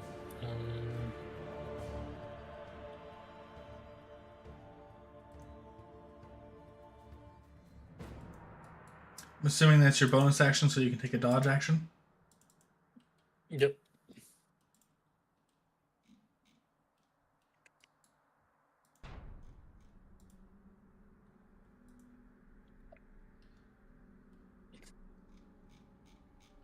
That will be turn. Alright. Crick, on the start of your turn, you notice that around the battlefield, I'm going to pause your timer so it's not, this description isn't impeding it. You see these creatures right here begin to burrow up from the ground next to the corpses. And they stab their front little sword-like appendages into the creatures and start dragging the corpses into their burrows. Your turn.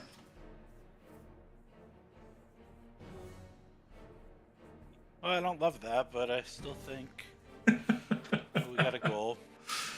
And now I'm flanking, correct? You are. 100%. Does this automatically apply, or do I have to do something to make this apply? When you attack, press and hold the Alt key.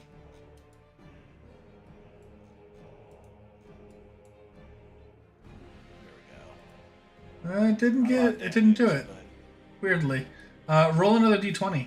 It should be with advantage, and it didn't do advantage. Oh, we'll definitely take the first one. Perfect. So you deal 6 damage to him, which is fantastic for a new character to the arena hitting a boss.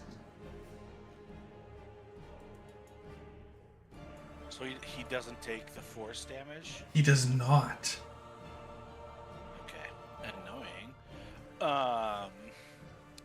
And now I would like to use some hero points for some key points, or for a short rest. Fantastic. So 3 hero points if you want to just spend 1 and reduce your total down to 2 rather than spending it 3 times, you can do that.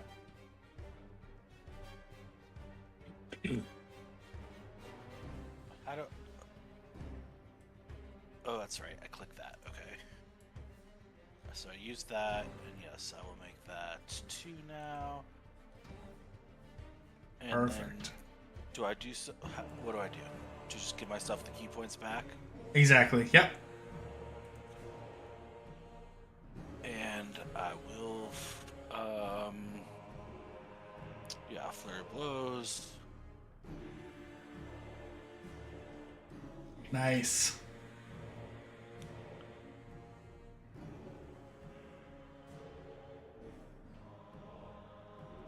That's not what I wanted to do. Alt. I'm trying to make this happen again. Alt. Choose what to do with the previous roll. Just cancel it. It didn't seem to go through. Previous. There you go. Still didn't roll Okay. advantage. Very weird. 6 will hurt it a lot though. 6 damage. Nice. And oh wow. And an 11 on top of that. Well, I'm gonna roll one more. Yep, 11 on top of that. Okay. And that's my turn. Fantastic. Beating it up from behind, you notice that it still seems unharmed, but as you're beating it up, you're chipping away at a nearly intangible barrier surrounding it, as little shards like glass shatter off with each hit. All right. And we're going to try and... Literally chipping away. Literally chipping away, yeah.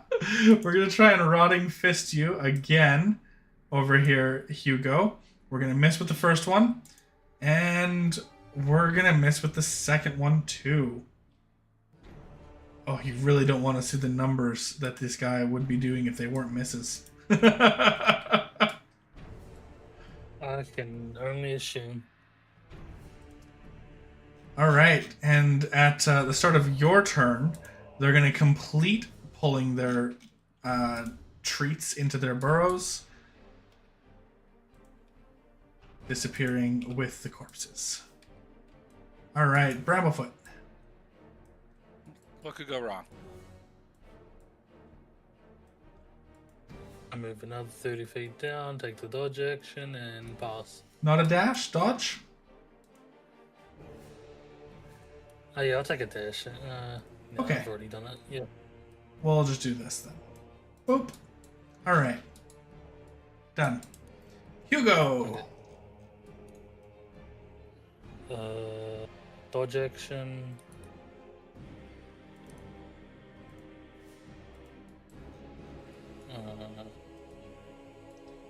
You got no other weapons, Hugo? The only thing I could do is probably whack it with my gun. Oh gosh. Oh, use the gun like a improvised weapon club. You could do that Pretty much. potentially. Yeah. Go fall Call of Duty. Right. Thwop thwop. I may need to get Lowood to fucking put a bayonet on it. Oh my goodness. Anything else? Dodge action? Down, quaff some potion? Yep, that's about it. All right. Crick. It's up to you. Yep. We're kind of a one-trick pony here, but wonder if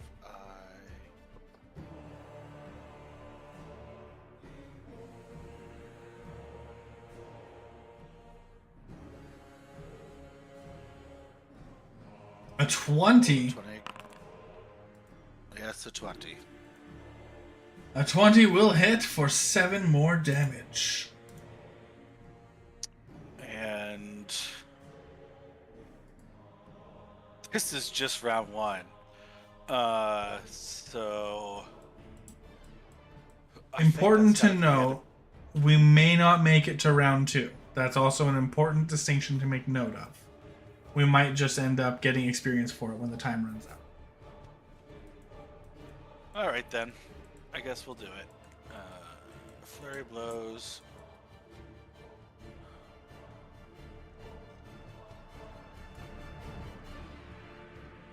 Ooh. 13 plus 4 is 17. Oh, so close. Almost hits. Oh, that's annoying. We'll try another d20. Ooh, yep. No. All right. We miss on both of those. And he's still focused on Hugo, despite you chipping away nearly half his shield. He punches at Hugo and tries to hit you, but misses. Would you be using your reaction to riposte? No. All right. I don't think it does anything. Oh yeah, I guess, I mean, you could use whatever belaying pin is. I think that's your I think melee it's attack. just a, Just a club, Nope. right? I don't know. Belaying pin is just a pin, like a one that you put in your shirt. Well, it seems to be geared like a club. Okay. So, I mean, you could use it like a club. It's got the same stats as a club. Huh. So, Okay. Well, I mean, you could use your belaying pin as a reaction for your ability. And he misses a second time.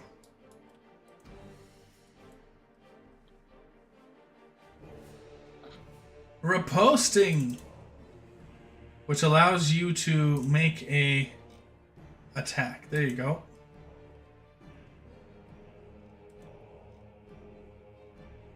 Nice. Hitting him for 4 damage.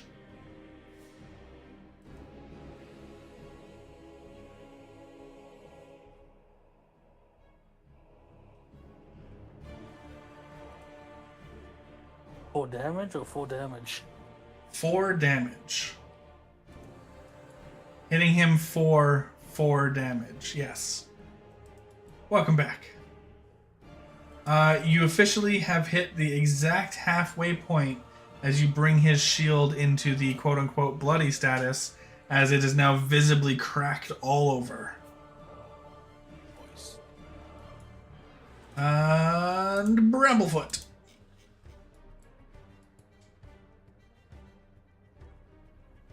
It's okay, you can do the other 30 if you want to dash.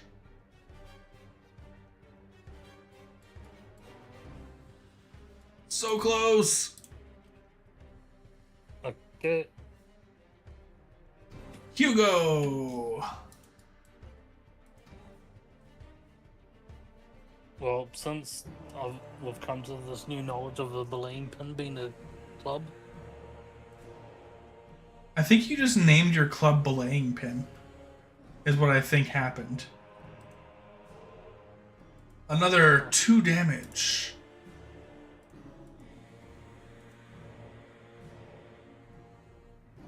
And another 3 on top of that.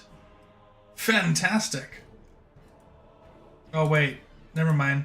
16 missed. Let me give him his 3 back. My bad. There we go. will pop. Crick! Alrighty then. Oh, where'd my character sheet go? There it is. Oh, Hugo, you did have advantage on that too, because he's flanked. I forgot about that. Can you roll me 2d20s for a crit fish real quick, and then we'll resolve this attack? I saw 20 and got excited. Me too. And then realized it was 2 and got very unexcited. Right? Oh, that whole moment, that roller coaster that just happened. Doesn't change the outcome of the second one. Your first one hit anyway. All right. 9 more damage as you bonk him. And I believe I'm out of bonus. So that's it. And you can spend 2 hero points as well to gain 1 free use of an ability that requires a short rest to regain. So you could spend 2 hero points for an extra key point. Alright, if we're still here next turn, I'll do that. Okay.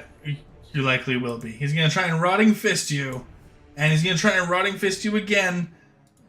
This time he's going to hit you with that second Rotting Fist. And, here we go. After reduction, Hugo, because you have resistances. Okay, I have to do this manually because it didn't do that right. You have resistance to bludgeoning, so that's going to be 18. Fantastic. And 36 necrotic. But you save for the saving throw, so the necrotic isn't going to reduce your maximum hit points, which is awesome. That's his turn. Hey, you're close enough now, Bramblefoot, I think. Yeah, I am. Whoa. Gonna move here. Is that enough for flanking? Either there or here, yeah. One or the other. Would have worked. I don't know why oh yeah, I did do the advantage. Okay, cool. I don't know why the other ones aren't. Oh, I bet I know why it's not. Oh? I have it popped out. I bet that's why it's not liking it. Oh, that makes all the sense, actually. Solid 6 damage with your shillelagh.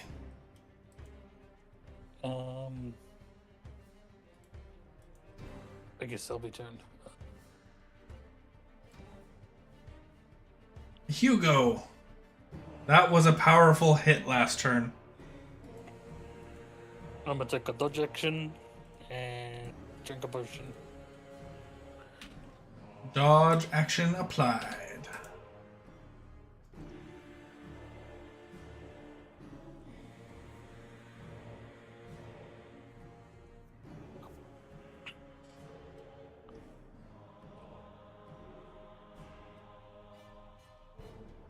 That's a good potion. 31 healing, Hugo. All that necrosis all spreading across your veins recedes. Alright, Crick. Okay. The token for me says unharmed. That's not true, right? It is true. The shield, however, is very harmed. The shield is barely hanging on. Think of the shield as okay, I get it. Interlocking series of hexes protecting him. Okay, so I will attack. There we go. And fantastic. Another 9 damage. Oh, is that almost... There's like 1 hex floating around him at this point. 1 glass hex to protect him. I feel like I've been like just a slight bit short constantly. Alright, so now I will... It's weirdly just how D&D does that. That's true. Hero point, use ability, using 2 to get 1 keyboard point back. So I will go over here, give myself. I don't know if it's managed to do all these steps, but now we will flurry of blows. Yeah. And now we go back over here. Alt. And, ooh, just misses with that first one. But it is doing the advantage now. So I think you were... Oh, no. Golly! Alright, well, that is all of my action economy. He's going to try and hit you, Hugo. Twice. Here we go. Miss and miss. That disadvantage helping you out. Bramblefoot. Do it.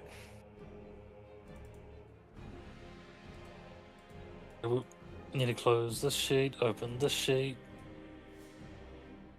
Open sesame.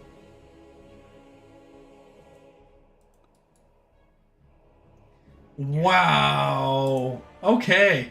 19 damage as you burst that last plate floating around him. And the damage passes through, injuring the creature quite heavily. Oh, thank goodness. I was really afraid I was just gonna like ignore the extra damage. Oh, Hugo. I'm just wondering if I can shoot it now. No, it's not the shield that gave it the invulnerability to piercing. I'll give you that for free, so you don't have to waste a bullet. Okay, I'm going to dodge and just dodge and pass. Honestly, it's probably the best thing you can do for us. Right. All right, Crick. Just keep not having him hit us. 26 is gonna hit for another 8 damage. And that's it. Yeah. All right, and he's gonna try and punch. Oh no! We missed both times. Bramblefoot. That dodges. Do it now, Bramblefoot. That dodge is putting in the work. Oh no! 12 will miss. Okay. Hugo. Dodge and pass. Crick. Oh. Bitch. You guys, so close. He's gonna try and punch you. Oops. Nope. You need that. And he's gonna miss both times. Oh, will nobody connect? Bramblefoot. What an anticlimactic ending to this thing. Oh. Whiff. I feel like it is quite climactic if you consider the whiffs as like really good dodges, like those ninja flip dodges and You're stuff. right, you're right. Yeah. Corner. Right? Oh man, another one misses. Hugo is gonna dodge, I assume. Crick. Yep. Oh, Jesus. come on. Well, I mean, he's getting an opportunity. He's getting every opportunity here. That's gonna miss, and Oh, fuck. that looks like it's gonna hit. All right, Hugo, it's gonna hit you for 10 bludgeoning damage and 20 necrotic. Jesus. It's like a truck. It's like a truck. All right. It was kind of you to choose Hugo as the target, though, because I think the rest of us would have been in a lot of trouble. A lot of trouble. Yep. Highest level is the one who draws the boss's attention. Makes sense. Guess I'm pushed to these mutes of fucking piercing damage. Come on, Bramblefoot. Yeah, this would have been a very different fight otherwise. Yeah. Fuck, goddammit. Oh, you want to use your fortune's favor? No? Okay. Actually, yes, I will. What's the reroll button? Just make another d20. Or that. That works too. Yep. There we go. For another solid 5 damage. Alright, now end turn. As he moves into the bloodied state. Hugo. How much health do I have?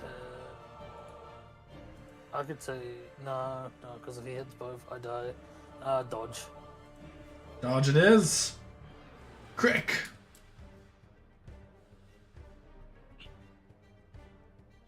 Nice. 27 to hit for 17 damage. Boss is near death. If you hover over him, it'll show that right above his face. Near Fortunately, death. I have nothing else I can do. Well, he's gonna try and punch you, Hugo. He's gonna miss with the first one. Hugo, he's gonna hit with that second one. Hugo, he's gonna hit you for 10 bludgeoning and only 15 necrotic this time. Oh, snap. Bramblefoot.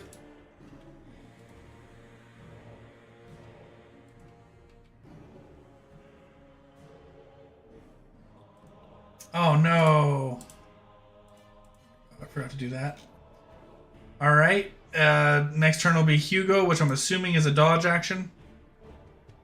Yeah, dodge and a He's potion. near death. Hit him. Take him down. Keep the winning blow. Yeah, fuck it. Since I've got 2 attacks on this one. Don't forget how low your HP is as well. 23 will hit for another 2 damage.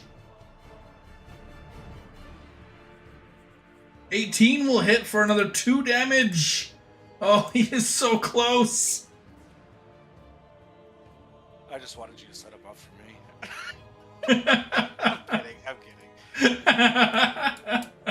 I just... It would have been Wow. justice, though, for you to get the win there, and it seemed like it was within reach. And 30 healing. Nice.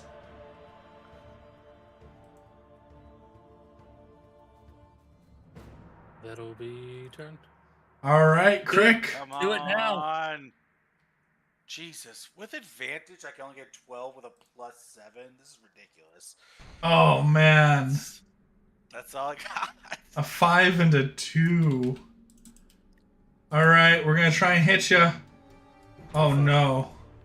Hugo. We hit you for 27 bludgeoning, halved down to 10, 11, 12, 13. 13 bludgeoning and 18 necrotic. Ooh, here comes the second one, Hugo. And he misses. Bramblefoot. Also, correct, don't you know you can still use a bonus action to make an attack? Oh, for martial arts, yeah.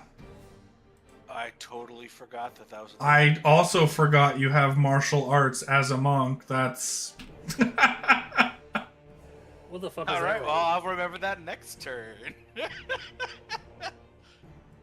Yeah, martial arts, when you use the attack action, you can make one unarmed strike as a bonus action.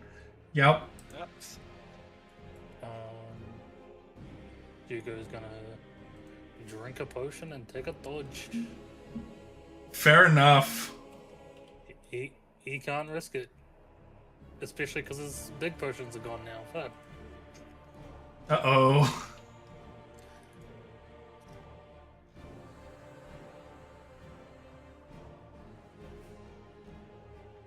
Nine healing.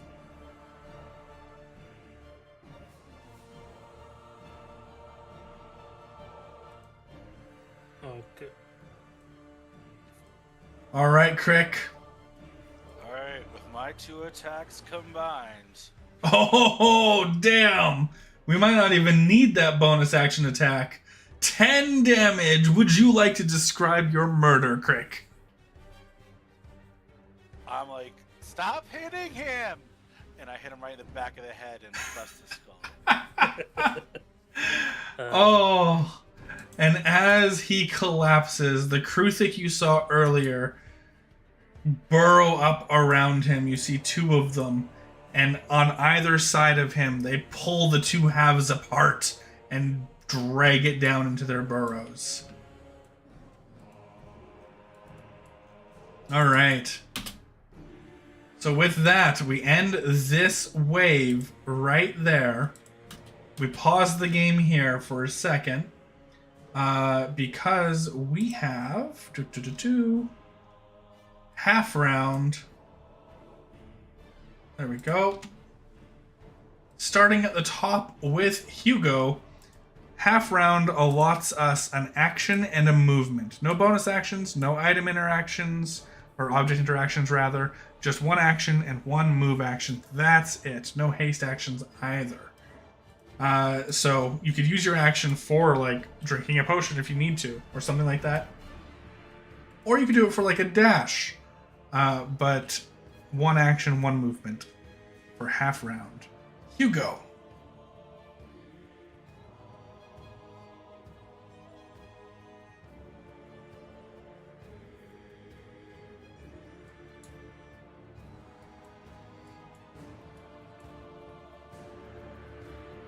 Put some distance between you and the others. Fair.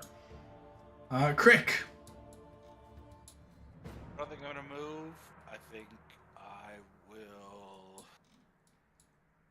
I guess I'll ready a hit on anybody who comes within range. Any enemy who comes within range. Fair point. Any enemy comes within range, you're gonna punch them. Or smack them with your stick, I mean. Yes. Yep. Alright, Bramblefoot. If you're talking, we cannot hear you. Oh, okay, fuck. I forgot that I was muted. I did a dodge action on Hugo as well. Hugo. I'm gonna take the dodge action on Bramble as well. And that'll be turn. Alright. And then back at the top with Hugo. And then we pull out some enemies.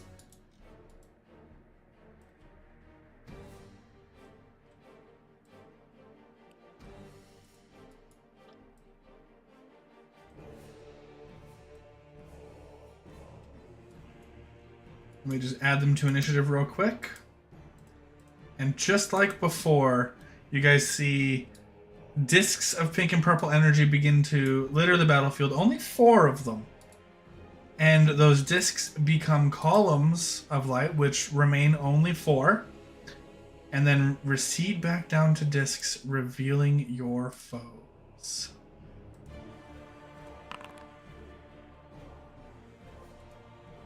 All right. And we're actually going to be starting initiative up here. So this is the boss. Introducing Thrain Iron Rage Skull Splitter.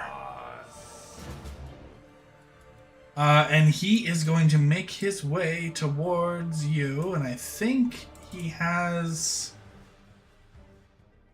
the ability to dash as a bonus. Yes, he does. So he's going to dash up to you, Hugo, and he's going to try and strike you with his Great Axe. Hugo, it looks like it's going to hit. I don't think you have anything to mitigate. It does 29 damage. And then he strikes again. And Hugo, this one's also going to hit. Okie-dokie. I will give you the opportunity. I think you have hero points. Oh, you don't have hero points left. Never mind. Okay. Well, I think you're fully out of mitigation. So here comes the hit.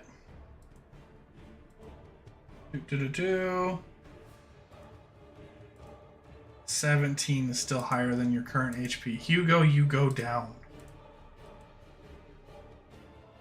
Wait, Hugo's dodging, isn't he? Yep. These didn't do at disadvantage. Oh, because he's a reckless attacker. That's why. Okay.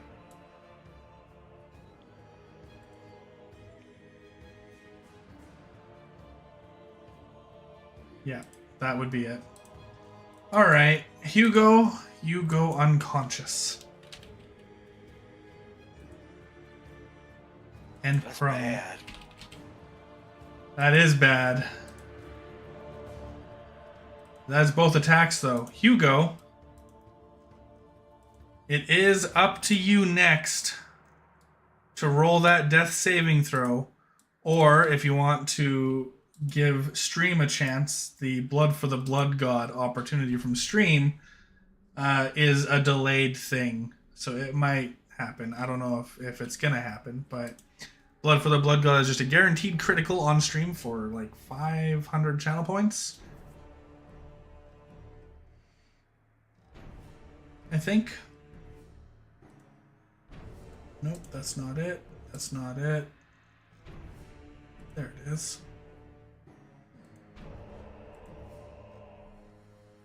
Ugh.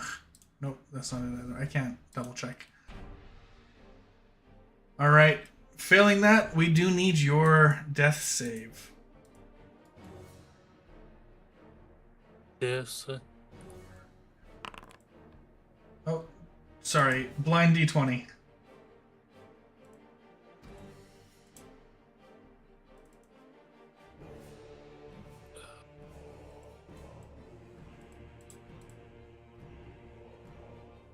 And this is where holding on to your fortune's favor is like super awesome.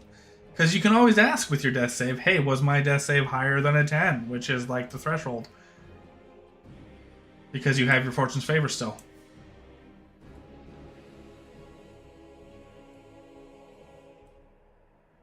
Hugo? Yeah. Would you like to request information, or are you good just to take what you get? I think I did use it already. Oh no, that was my inspiration. Yeah. Is it below a 10? Yes. I will use it. Okay. This is not higher.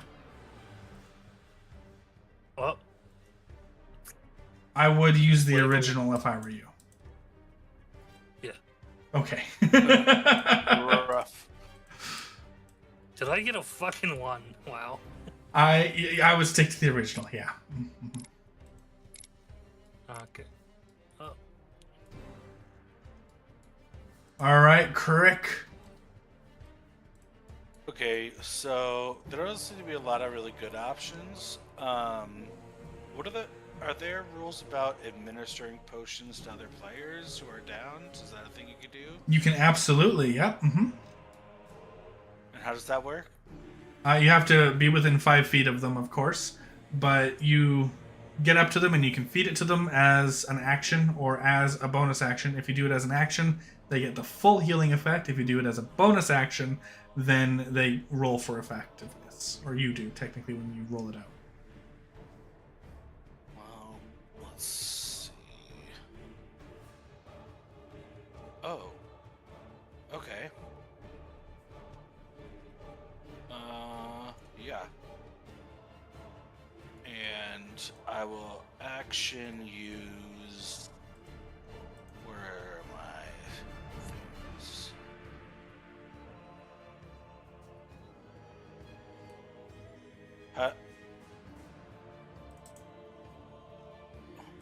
You just roll it out. I was good.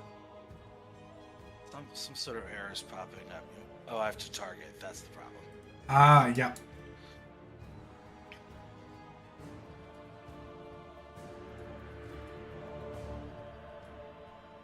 And an action on this absolutely would just be 20, Hugo.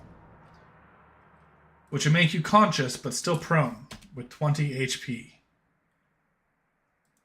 And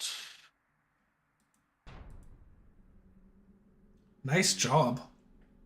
well, now I'm concerned that might all be all for naught as I look at the turn order here. But I don't think there's anything else I can do there. Well, we only have 9 minutes left before we dole out experience, so you guys just need to survive, right? Waste all Okay. the time you possibly can. This guy's gonna make his way down to to you. But he has to dash to close the distance, Bramblefoot. So that's his whole turn. Bramblefoot. 8 minutes on the clock. What can I do in 2 minutes and 50 seconds? Okay. That would invoke an attack of opportunity. Just a heads up.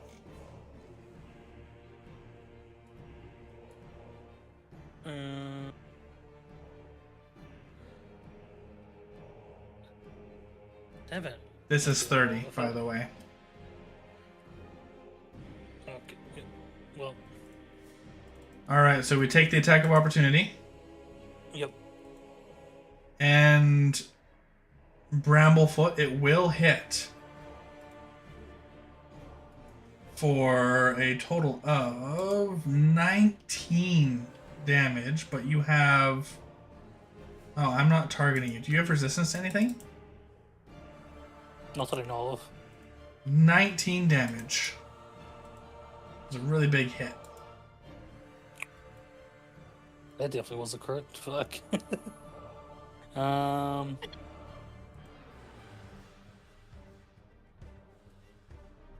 So now I'm just debating whether or not to cure wounds myself. Fuck. Those attack of opportunities, sometimes they get you.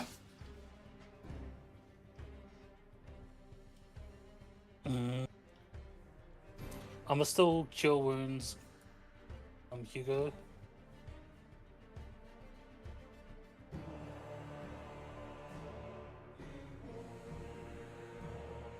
Solid 6. Oh, that's still blind. Oh, here, let me... And, I will drink a potion. It's not gonna do much, but 6 Yeah, for well, that- Hugo, 7 for Bramblefoot. That's better than nothing.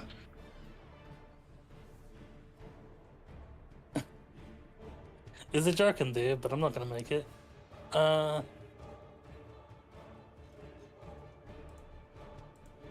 Alright.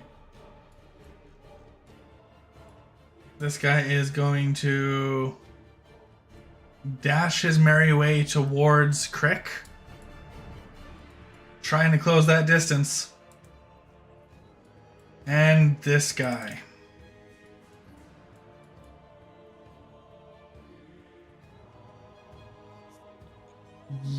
Double checking his features and abilities. He is going to make his way up to the prone gif. Thank you. And he's going to try and stab you with a dagger, Hugo. Oh. Perfect. Let me double check if the poison is reduced on a successful save.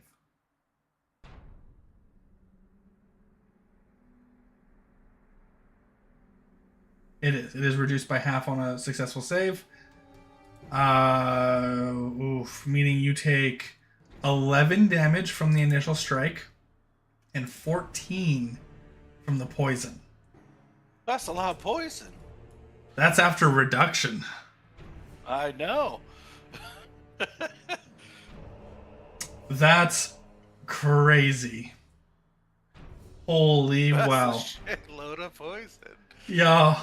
It's from an infernal dagger strike. So not only does it have a high Constitution saving throw DC, but it does a significant amount of potential poison damage. But you are not poisoned as well because you didn't fail the saving throw. So you don't have a ongoing poison effect impacting you. Oh, this guy's turn. Does anyone have any hero points left for an imposition of disadvantage? That's a good question. Not Hugo, not Crick.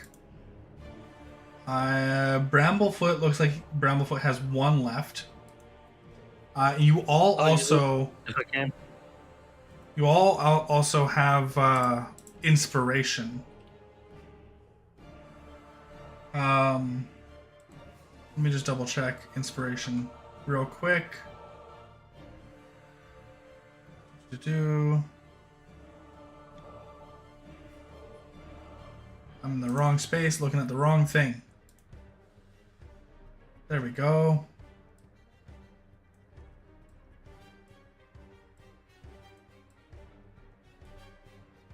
Yeah, you can give each other advantage on attacks with your inspiration.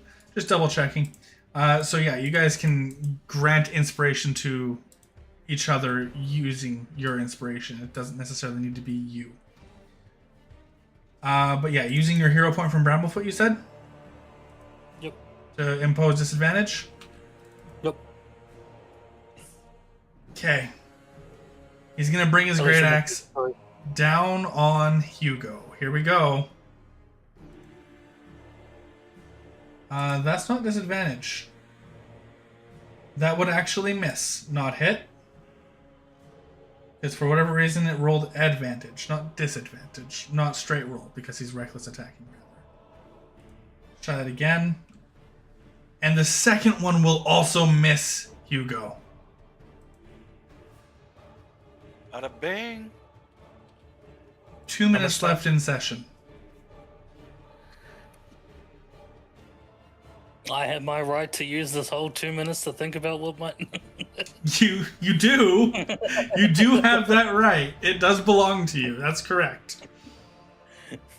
Okay. I need to fucking bring my bag of holding. God damn it. Every time.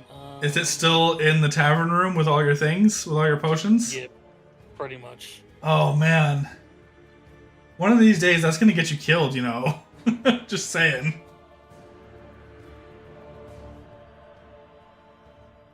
How many arena potions do I got? Because it says the way, but it doesn't. Oh, okay, I've got one.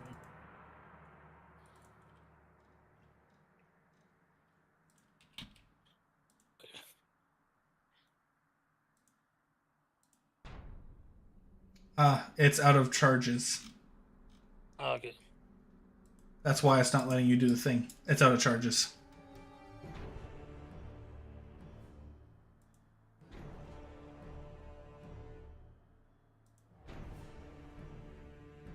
Whose turn's next? Okay, it's your turn next. I mean, you have your bag of holding with you, don't you? Oh no, it's in the tavern room.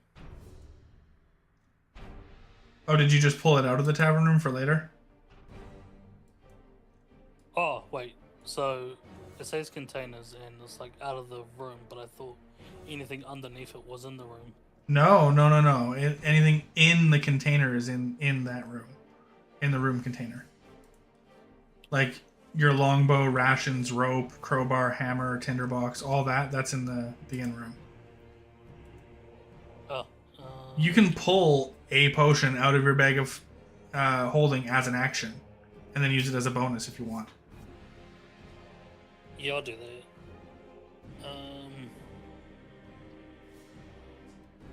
I don't know if I'm targeting myself, but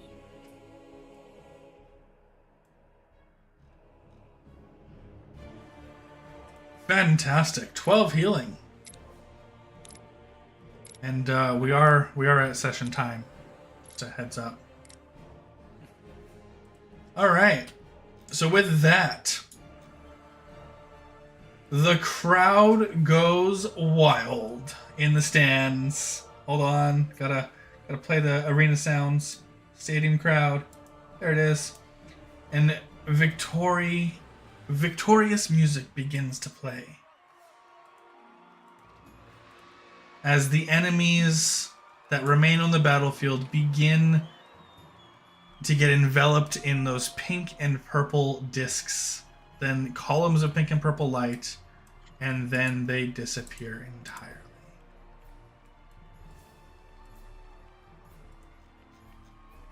All right. So how experience works in the arena is kind of awesome. You get experience for the things you killed, full experience. For the things you didn't kill, you get half experience still. For the things that you didn't see, so if, say you didn't make it to the second round or the second wave, and you didn't see those enemies at all, you get quarter experience. So even if you don't make it to the next wave, you still get some experience from that wave for it existing. So let's give you experience from these. Let me just pop these guys out of initiative so we can give you full experience for the things that died. So 3,633 experience for the things you killed. Nice. And the things that survived grant you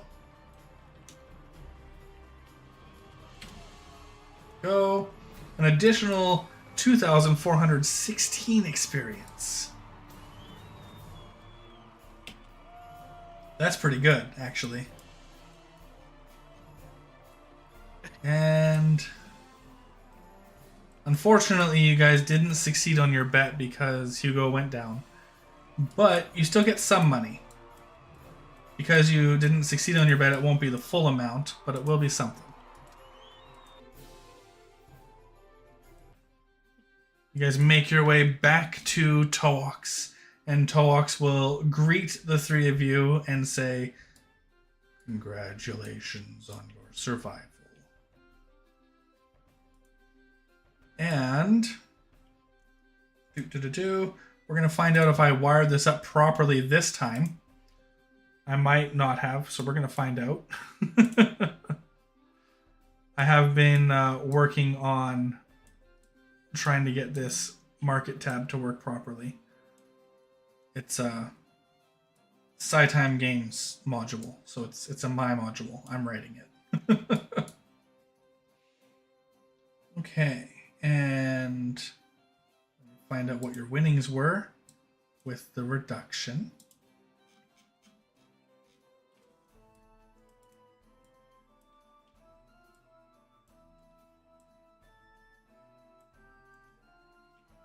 Save.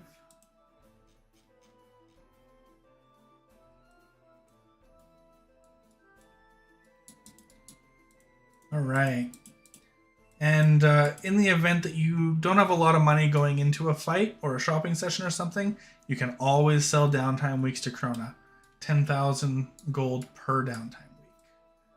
So, let's start with Hugo.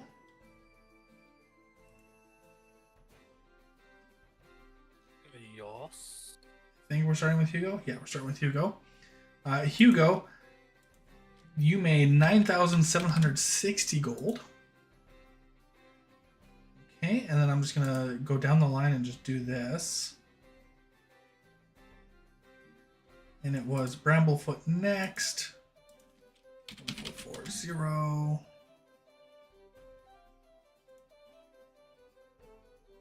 That's correct. And then Crick next. Here we are. All right, let's see if we did this properly. So Hugo, we'll start with yours. There we are.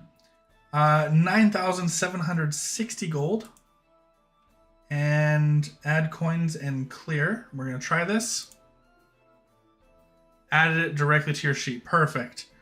So now to deposit it, you just go through the same manage coins that you're used to. And I'll walk Crick through it. Fantastic. Next up is Bramblefoot. Bramblefoot, here you go. Add coins and clear. 1,440 added to your character sheet. I wanted you to be able to have a receipt for the winnings, which is why it took me some time to wire it properly. Ah, yes.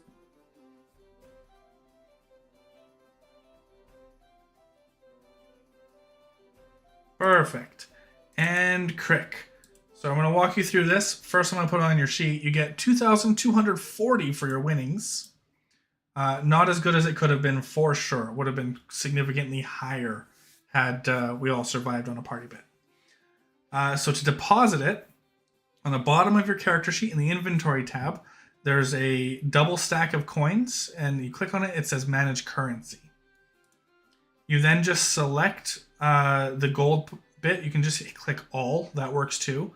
And then check mark your Horde account and hit transfer selected. So all. Yep. And Horde then account transfer selected.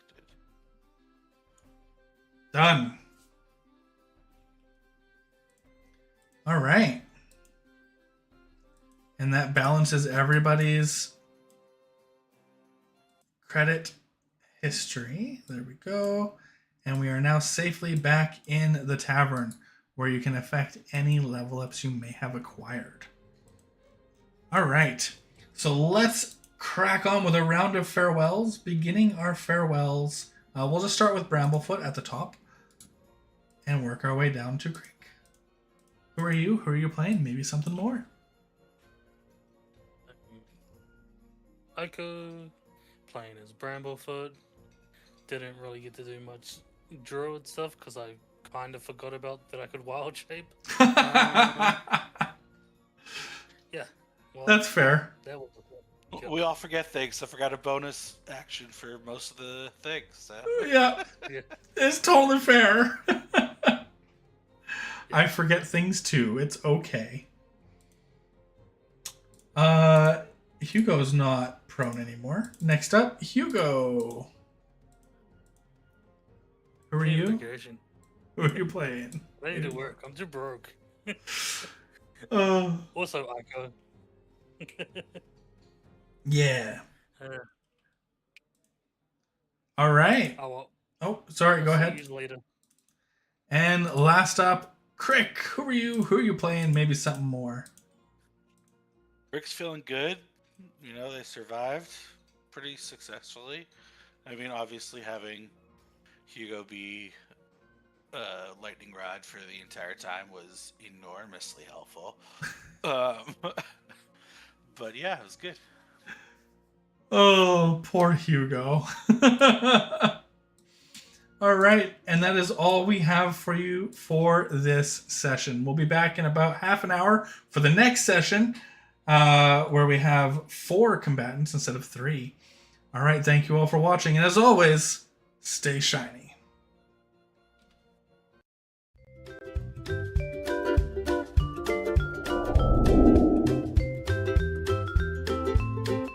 Aloha! It is that time again. Active games with available seats. For campaigns, we have Tuesday, 8 p.m. Mountain Daylight Time, Tomb of Annihilation, 2 seats, and Friday, 8:30 p.m. Mountain Daylight Time, Curse of Strahd, 2 seats.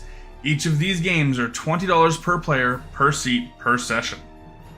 But instead, for a rate of $15 per player, per seat, per session, we have Orion Sphere Arena, Wednesday, 8:30 p.m. Mountain Daylight Time, Thursday, 4:30 p.m. Mountain Daylight Time, Saturday, 8 p.m. Mountain Daylight Time, Sunday, 8:30 p.m. Mountain Daylight Time, and every other Saturday at 4:30 p.m. Mountain Daylight Time. Up to 6 seats available per session for Orion Sphere Arena.